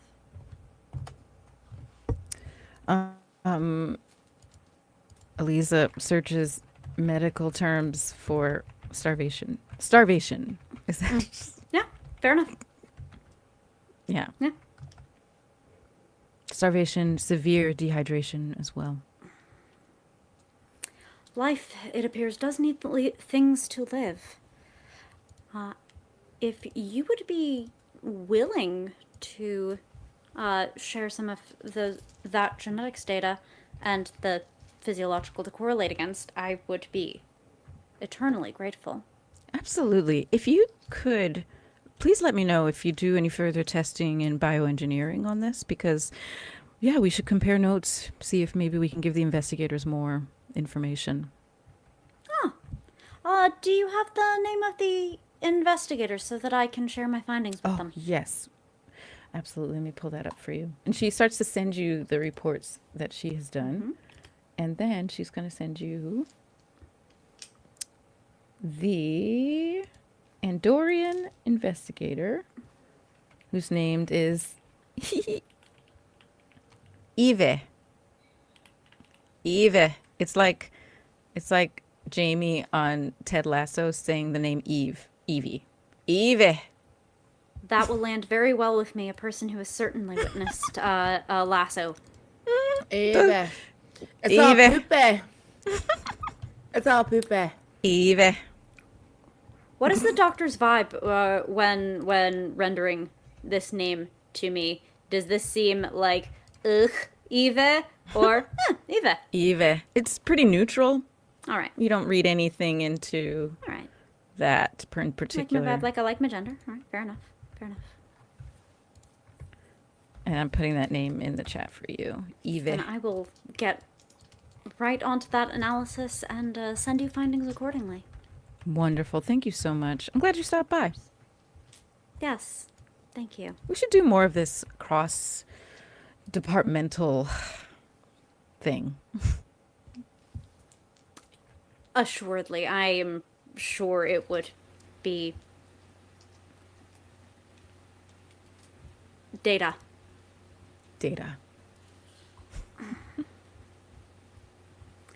I'll get right on it. I'm going to turn around and bounce. All right. Okay. All right. So, just dipping in. Oh, right. Oh, yes, she's here. She's back. Vivi. Just dipping in. I think actually, Ty, when you exit that conversation in the back of and the morgue at the back of the med bay, you walk back over to where Vivi is now consulting with another patient. And this, yeah, Vivi, once again, you have another patient's hands in your hands and you're helping them through some healing. Do you feel okay with this? Is it okay if I get in there? It's all right. Okay. This is an older Tellarite. Seems like a retired engineer Tellarite. I don't know. I'm not really good with this mushy stuff, you know? Oh, I'm sorry. I'm all mushy. Yeah. But yeah. It will. I if you are receptive to it, I'm kind of good at it. And you know what? We don't have to talk about mushy stuff while we do this. And Vivi is like, can I, like, I'm grabbing their hand. Is it okay if I start with your toes and work through your body to see what needs to be healed? You're going to touch my toes? No one ever touches my toes. I will not touch your toes. I will, with my brain, go through and then up through and then through your head and back down your spine and then figure out what it is that you, that your body is ailing from. And then while I'm doing that, I will not connect with anything more than surface level if you want to, but I might accidentally get some of your hobbies. But at the end of it, you'll be pretty healed. Yeah, all right, fine. All right. So Vivi starts, and first starting with the empathy, feeling what's happening and feeling different ways that she can be a calming present. And then Vivi, does not feel anything more than surface level, but Vivi does feel a couple of surface level, things. Is that AoE? I'm sorry? now that Ty is nearby, is that whole empathy thing AoE? Oh, yes. How far does this range when you have it Do activated? you want it to be? Is the question for Vivi? Well, I mean, I think we should roll Do you for it, want to maybe. learn some drama?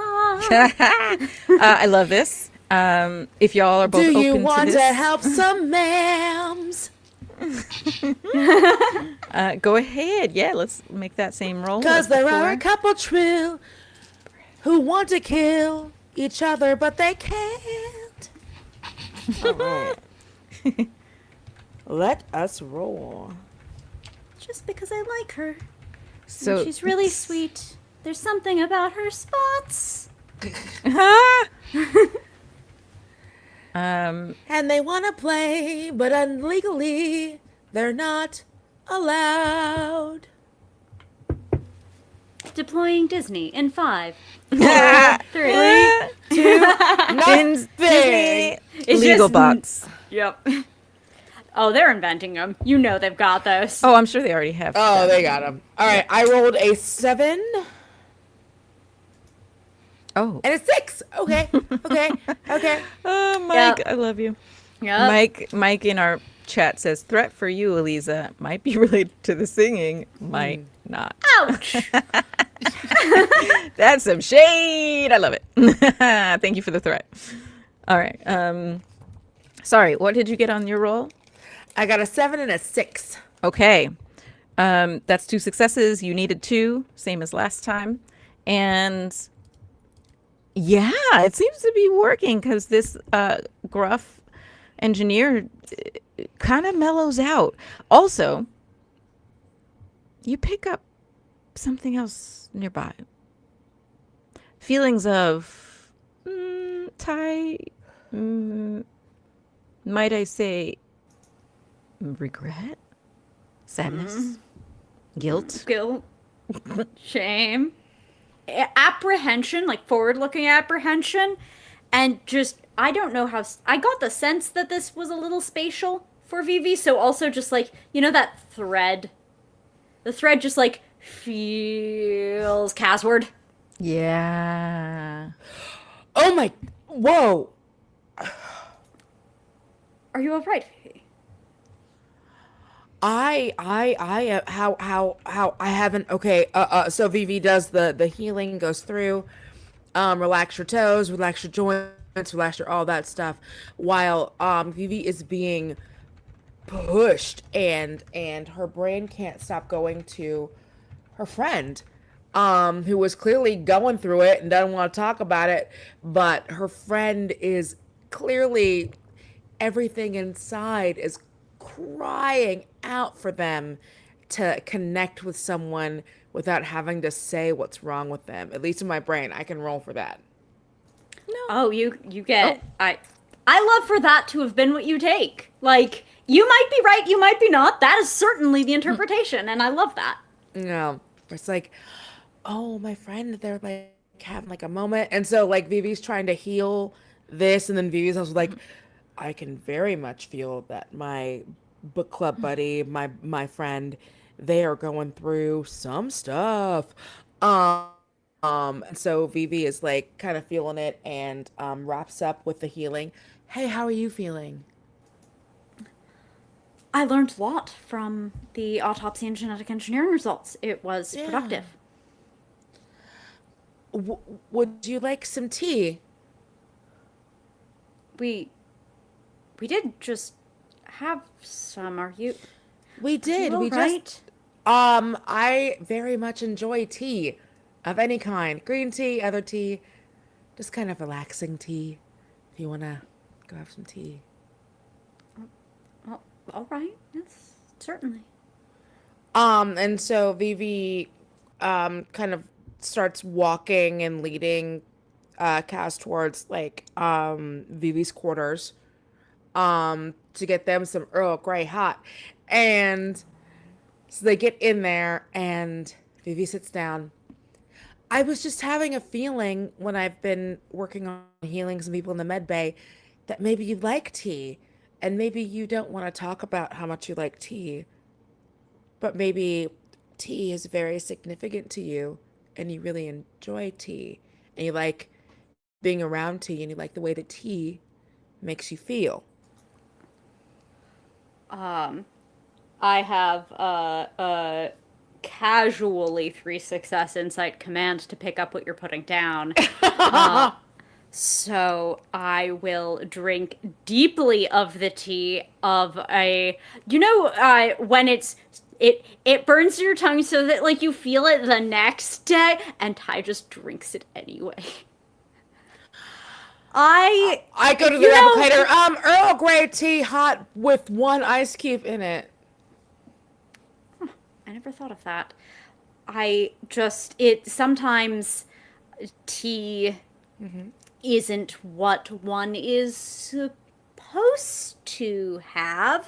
Right. And maybe some people might take the tea away because it is too hot and will burn your tongue. And you know that if you bring up how hot the tea is, they will take the tea away, and maybe you haven't seen the tea for a while, and you missed tea.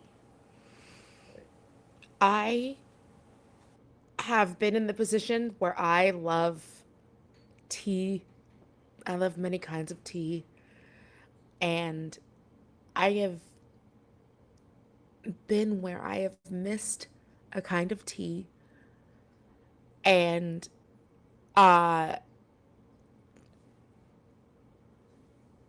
have you talked to the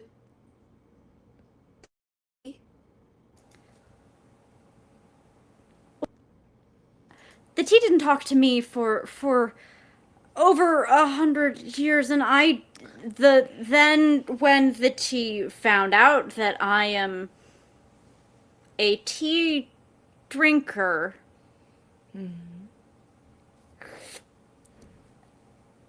the tea might have run away and then wouldn't talk to me again, and I might have spilled all of it. But that doesn't mean he could just put the tea on some other station. That isn't fair. Okay. So there are multiple tea stations in this, and like that's okay. Look, we're all. What other kinds of tea situations are you dealing with? Just because he's in charge of tea distribution doesn't mean that he can make orders based on culturally specific blends. Yes, I agree. Vivi kind of sends a wave of like, I understand. I'm picking up what you're putting down. Like, I get what you're saying. I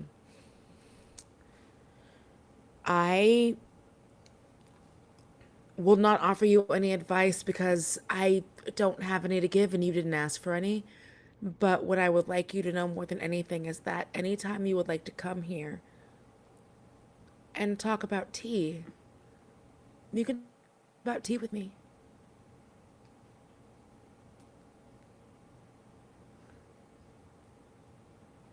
And they just fall onto Vivi and hug her and sob. Like little kids sob. They needed someone to say, I got you. And they Oh, Vivi is now totally descending fully like empathy. I got you, boo. Like we are friends. Like they and Vivi are like right here. And Vivi is not like trying to find out things that Vivi doesn't need to know. Vivi is just here. Good, because like, they're blubbering cuddle. incomprehensibly. If you could speak sob, it might be. Well, Vivi has empathy, so Vivi knows exactly what's happening right now. Yeah. And so Vivi's just like hugging, and as their boogers are just going down Vivi's off-white dress, Vivi is just holding them and sending all of the good vibes that Vivi can. I'm so sorry you're going through this right now. Thank you for letting me be on design team with you. I know I'm a science, but you're really cool. Well, anytime you want to be on design team and talk about tea and design stuff, you can come talk to me. I'll learn about white. Well, it's off white, but yes, we'll talk about it. We'll talk about it. Those don't seem taxonomically distinct. Look, nothing is wrong and nothing is bad, and Vivi's just watching the snot like go down. Nothing is wrong and nothing is bad. Everything is good. And in this moment, Vivi just tries to send, because Vivi doesn't want to like be that person that's like, hey, take away the pain, but at least be like, you know that your friends have you in this moment that you have. So Vivi's just sending that wave of like, we all super love you and we all super have you. So Saltyra will feel love as a standard action. Yes, love is the action. Yes. Yeah. Would you like me to roll for that? that was natural ones, my friend. I think we got those. Yeah. All right, so while this all has been happening, we cut back over to Veluth. Where are you, Veluth? I am back in the cabin. I'm checking By in. cabin, you mean your quarters, right? Yeah, quarters. Sorry. Because I just, the cabins on, Southern Winter Games, I was like, wait. Yeah. That's how I was trying. When I say I was trying to escape, I mean it. No, I'm back in the office. I'm catching up on all of my reading. Is this professional reading or personal? This is professional reading. All the messages that I missed, especially about the discovered body. Yep. Yeah. Yeah, so you I'll just give you a quick update on those. You see the report that the engineer said that you probably had. You have it. It was not quite the tippy top of confidentiality. It was more like mid-level and up who got this. So you and Keela, being in Starfleet Intelligence, would have gotten this memo. It was everything that we've basically discovered so far in other ways. So there was a herald found in the desert. And there's nothing new so far in this particular report. Okay. I think there's just gonna be a moment where he leans back against his chair and tosses the pad. And very reluctantly, it's gonna chirp Tova.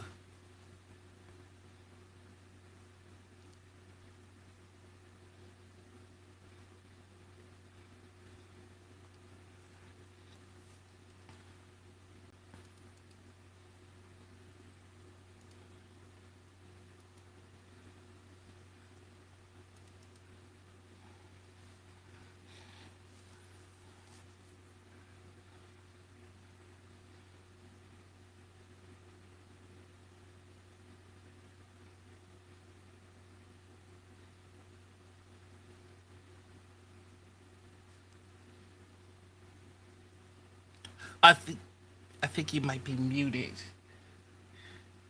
I don't think they can hear you. Oh, I can hear Caitlin, but Noir cannot. So.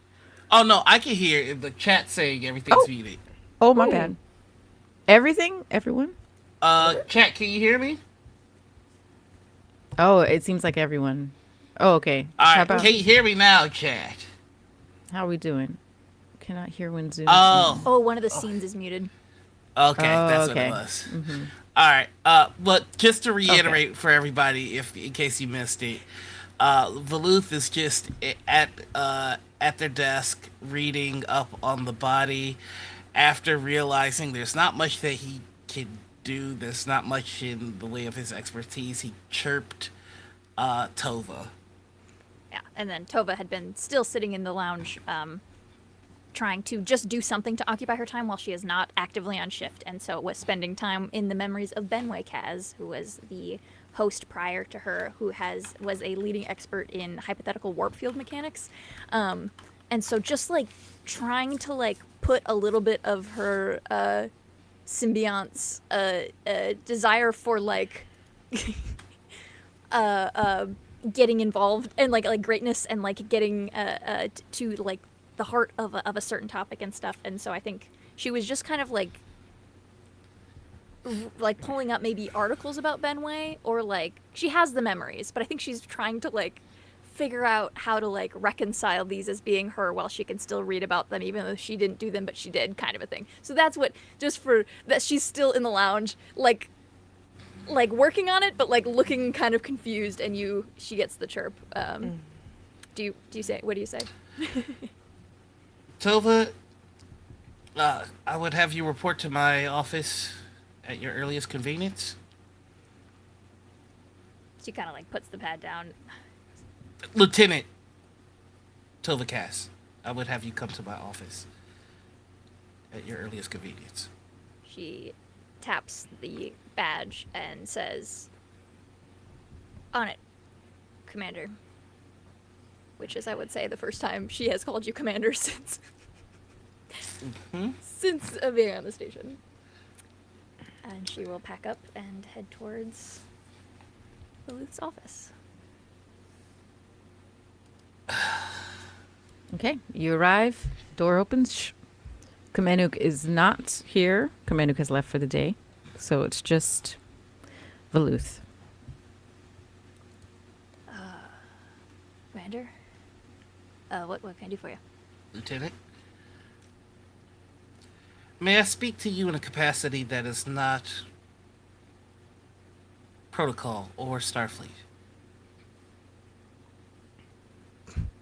I would have loved that over the past couple of months, but sure, let's start now. Takes the badge off. I feel as though I may have caused more trouble than originally intended.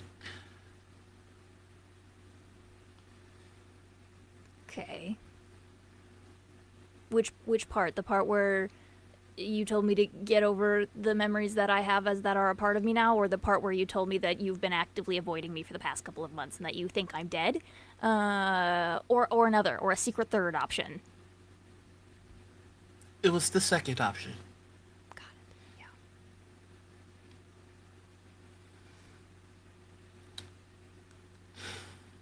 Did you pinpoint the place in which that might have been alarming or upsetting? It was no one point, just a general observation of the demeanor which you've taken ever since our conversation ended. Once again, like you would know. What time have we spent together in which you could gauge what my neutral is? I believe that this supports my theory that I would not know, as you are...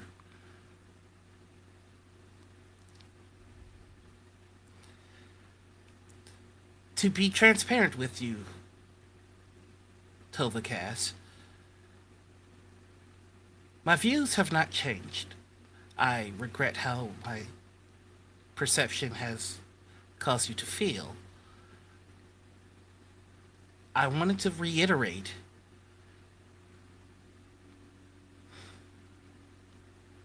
that I wish it were not the case.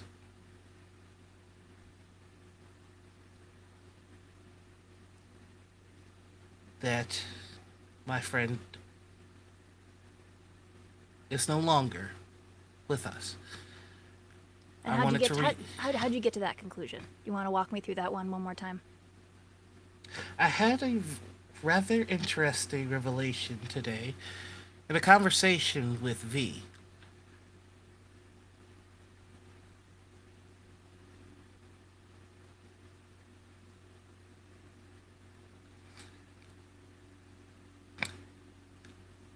I have done an extensive amount of work to forget Tova.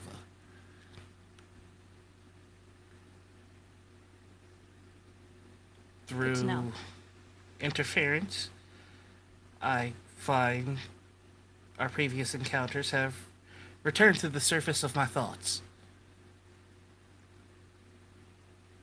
You mean before you started icing me out, or since we've been sort of working together? Icing you out. Oh, I understand. He stands up. She hasn't sat down, by the way. She's just kind of like in front of the doors. I would like to show you something if you would take the time to join me.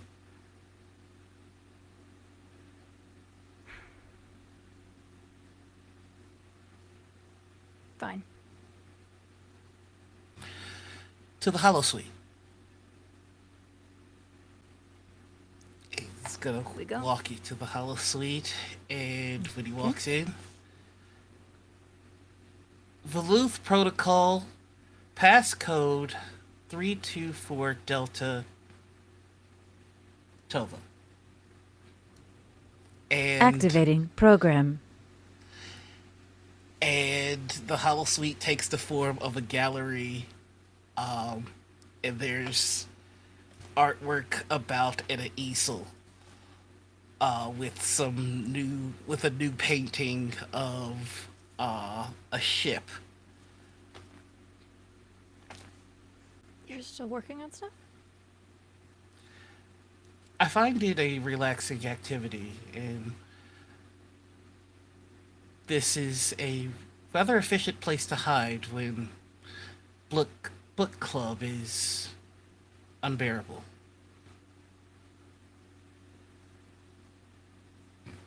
Why are you showing me this?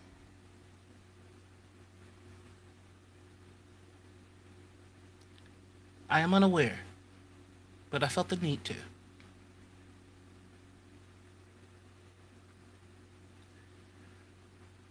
I've been in deep contemplation about the situation that we find ourselves in here at Utopia Planitia. To be completely clear with you, I find your presence here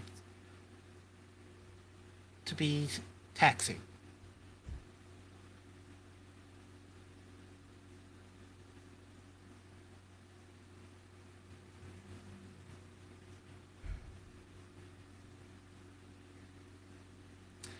I wish that you were the friend that I met. I do. Fundamentally, biologically, and logically, I do not see how how the desire versus the reality can reconcile.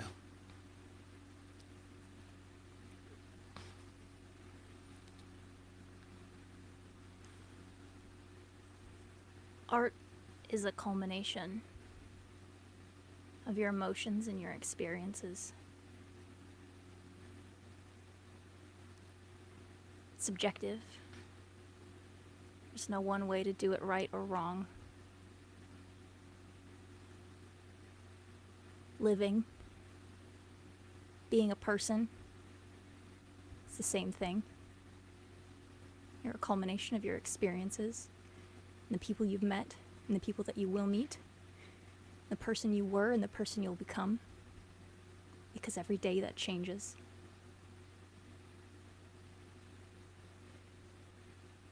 And you get to sit here and make art that I thought you stopped a long time ago, and tell me that you logicked your way to my death, when you and I both know that shield is so flimsy.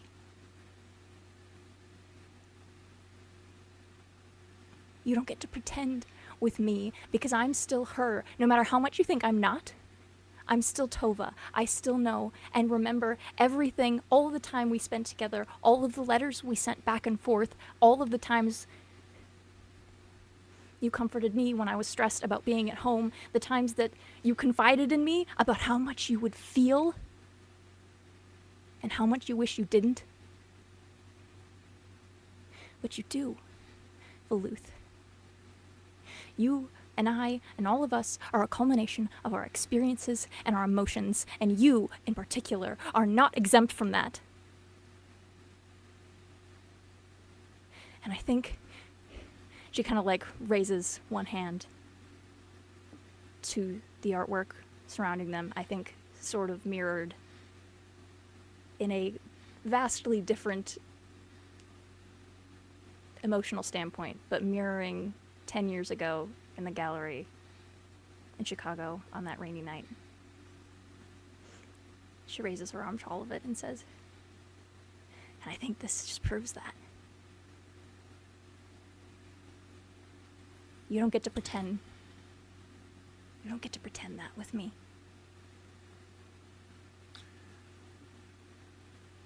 I agree, Tovacast, that art is in fact subjective. I believe that there are things that cannot quite be quantified or understood, only perceived and experienced. The man I was when I drew many of these early pieces, I am no longer. Due to the experience that I have lived through. When you looked at many of these pieces, you looked at the eyes of Tova, unfiltered, unbiased by any experience other than that of which you have lived. You see these pieces now through the eyes of Tova, but through the experience of Cass. Experiences that are not your own. How's this for experience? Tova was so excited after she joined. For the first time, through the entire procedure, she was excited for one moment because of one individual that she was now part of, named Metzi Kaz, who was an artist, lifetime. And she wanted to look at your work through his eyes. And I don't know, now I don't even know if I want to be looking at you, Veluth. I think you need to sort yourself out a little bit, actually. I think you need to figure out where your logic and your emotion sit with each other, because whatever you think you're doing right now, whatever peace offering this was supposed to be, I almost believed you for a second, but I don't know what to do with this. I don't know what to do with these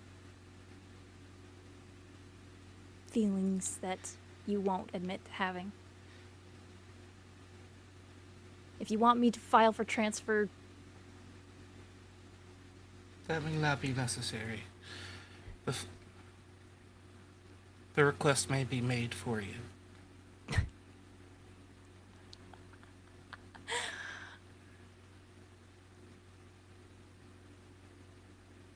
you're gonna have to fight me for it. And she takes a step back. I do not wish to fight you, Tova, Cass. You started it. It was never my intention. Of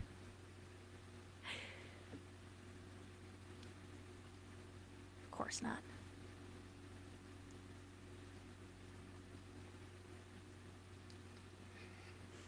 Having you and Ty both work at the station is in direct conflict with your cultural standards. That's not even correct. This is the information that I procured from Ty.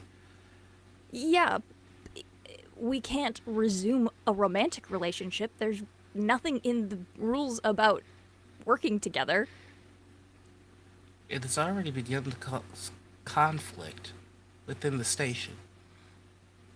Yeah, on a micro scale, because we haven't had a chance to work our shit out yet. You haven't even talked to them yet? I was working my way around to that. And you're trying to find a smooth, easy solution? When no conversations have been had yet?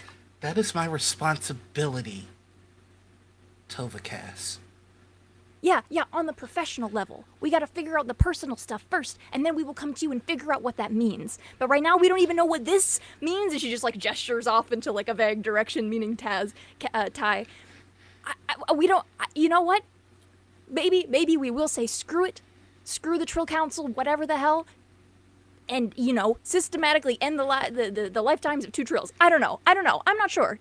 End the symbiont line right here. This is where it ends. Or maybe we'll be friends and we'll work well together. Or maybe we'll find out we hate each other now and I will transfer or something. But we haven't gotten to that point yet where administrative assistance is required. So you came to me saying, or you asked me to come to you by saying, can I take the badge off? You showed me this personal thing and now you're talking about protocol, which is a different conversation. So either put your badge on, Veluth, or keep it off. Pick a lane.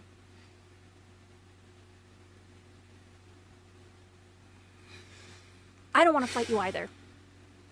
But if this is what's happening, I'll see you in an HR meeting. And she turns around and leaves. I don't know. Stop at the door. Back to you. I am unaware of who you are, and the purpose of bringing you here was an attempt to find clarity so that I might better find a solution. She spins around. So then ask questions! Ask me something instead of speaking in riddles. You poet at heart, I know this about you. But if you want answers, did you want the joining? Did you want the joining? You know the answer to that. I knew Tova's answers. I want to know yours. Joke's on you. I'm Tova. That still stands. You are Tova Cass! And you were my best friend. I was Tova's best friend. I am unaware of who you are. Then ask me questions! Ask me! Ask me who I am. Do you want to learn about me? Do you want to know anything about me? Do you want to continue to know if I'm someone new? You brought me here. You showed me your artwork, a thing that apparently you've never shown anyone before. You have a secret lock on a secret gallery. You clearly want something from this. Then ask me what you want to know, and I will tell you.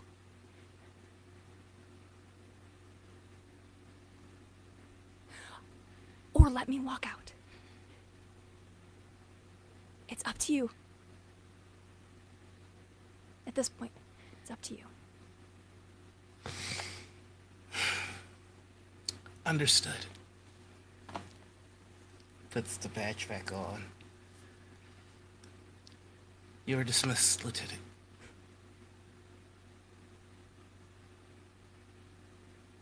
Commander. And she turns and continues out. The door opens. You are face to face with Kamenuk, who has this shocked look on his Klingon face. He quickly steps aside and says, apologies. Apologies. Computer in program. Tova nods at them and beelines out. Kamenuk steps in tentatively.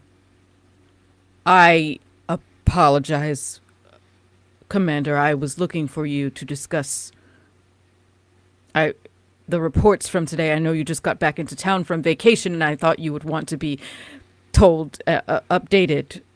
There's also a new report that came in. I wanted you to see it immediately. I am so sorry. I did not hear anything on the other side of the door. Nothing at all. That is not true. I'm lying to you. I heard a lot. I am aware of the deception. I'm sorry. I'm sorry. You've been gone for so long, and I now feel very awkward in front of you. Hello, welcome back. I'm sorry. There is nothing to apologize for, Commander. I've already begun catching up on the events that transpired in my absence. Of course you have. You are very professional and good at your job. I just wanted to make sure you saw this newest Priority 1 confidential message for you. It is for upper level commanders like yourself. He hands you a pad. I obviously could not open it, but you can. I'm talking a lot more because I'm nervous. I'm sorry. You have nothing to be nervous about, Commander. I assure you that I believe that Utopia Planitia was in the best of hands while I was away. Thank you, Commander. Nothing bad happened except for the corpse found in the desert. But that was not in the shipyard, I will say.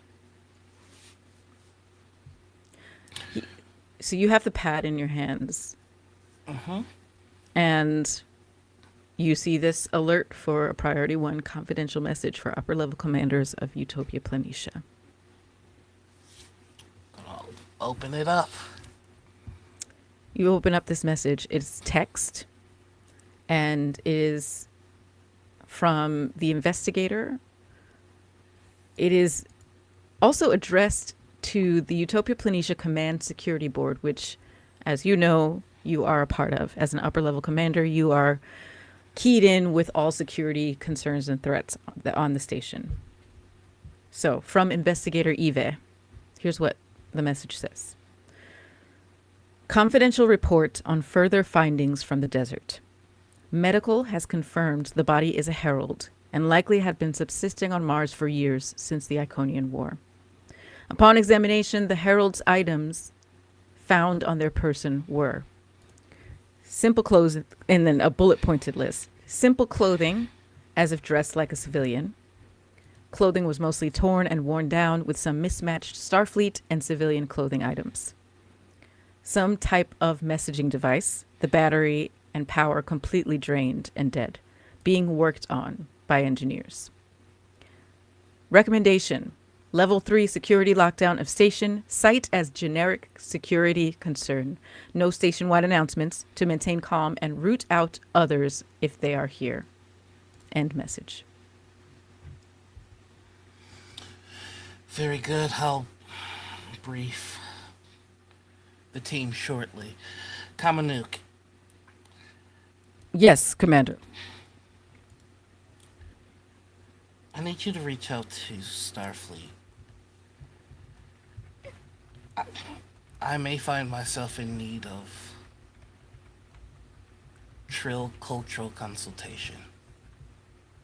Yes, Commander. I will.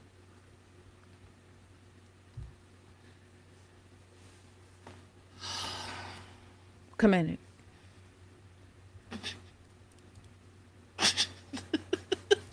Not at all. I'm actually scared. Okay, all right, I'm back.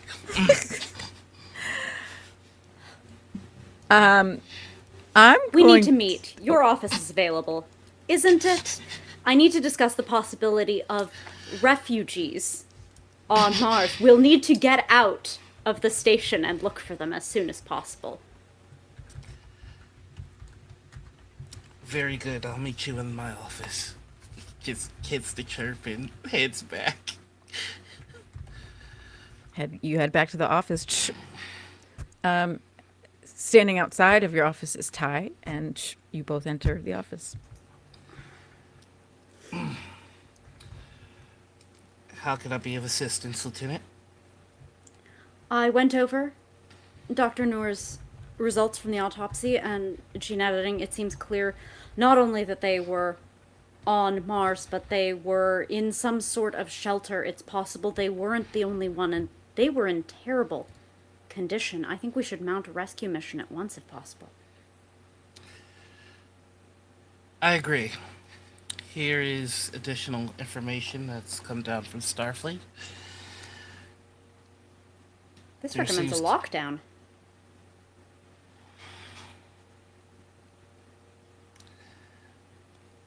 I do not agree with the lockdown. I believe that if there is a possibility to save a life, that we should expend that effort. But first, I would have you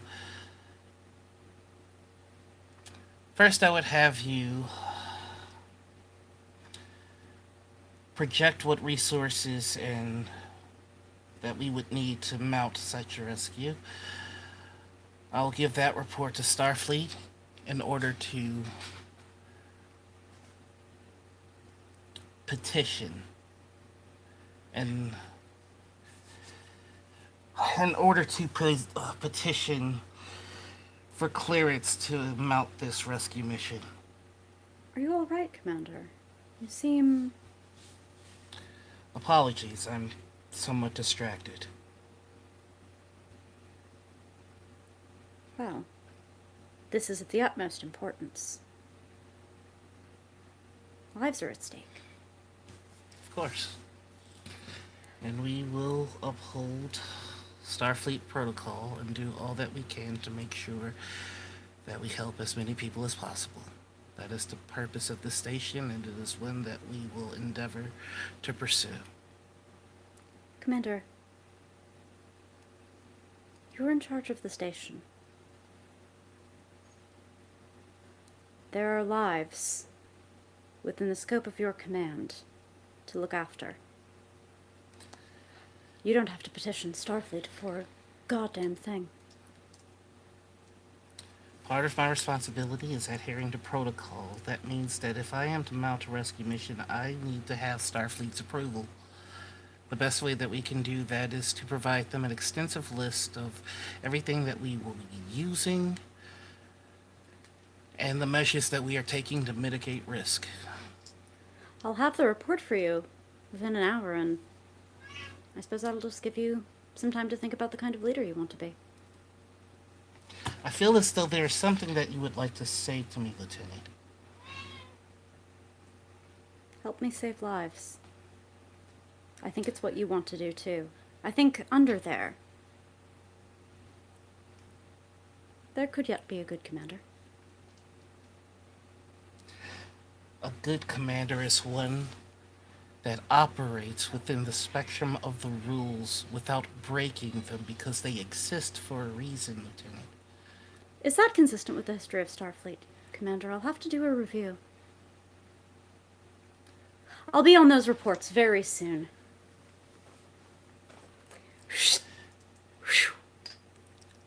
Actually, the door's gonna open up right behind you, and you're just going to hear. And what would you do, Lieutenant? Forego the protocols that established this place? Betray your uniform? I serve Starfleet because Starfleet does the right thing. Doing the right thing never betrays the uniform. And I am attempting to do the right thing, and I have given you instructions that will achieve just that.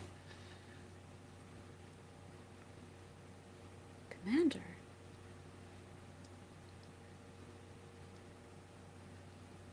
Do you need some tea?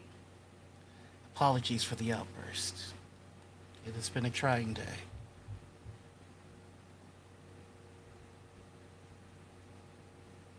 Take care. I'll walk out.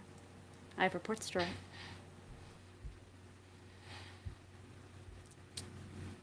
Yeah, Veluth is going to walk back into the office. Make sure nobody's in hearing distance. Go to the replicator. Whiskey.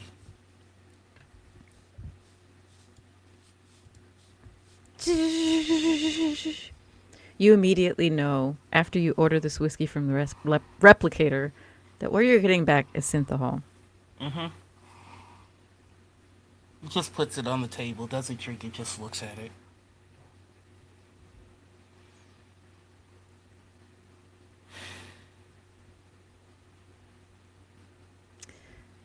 And we end this episode on the sight of Veluth sitting at their desk, replicated synthahol whiskey in front of them,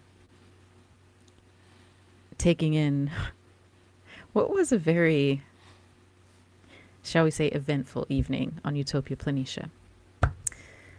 And with that, we will end episode 10 of Clear Skies Perseverance. Caitlin? Yeah. Oh, so sorry, I missed that. Yeah, I'm here for it. Good. The response to O being is the funniest thing ever. That's exactly how I feel. Make me feel sad. I wasn't even thinking there was gonna be a conversation between Tova and Veluth. You brought that one in. I was like, all right, let's let her rip. Let's go. Like so many things, Veluth did this to himself. You did, yep. I love it. I was 100% expecting battle, and I guess this was the feelings episode. We did it. I mean, I just want to commend all of my players, not just tonight, but every episode. And tonight and last week in particular, y'all have been juicy. Like, it's been so juicy. Clear Skies, the soap opera. I mean, I'm into it. Clear Skies. Thank you all in the chat for watching. Thank you, Pillow Fort. Feel better, by the way. And thank you to Mike. Thank you, STO. Thank you, Modiphius. Thank you to our Aux crew, as always. We love you. We're going to be back. We have 2 more episodes of this season.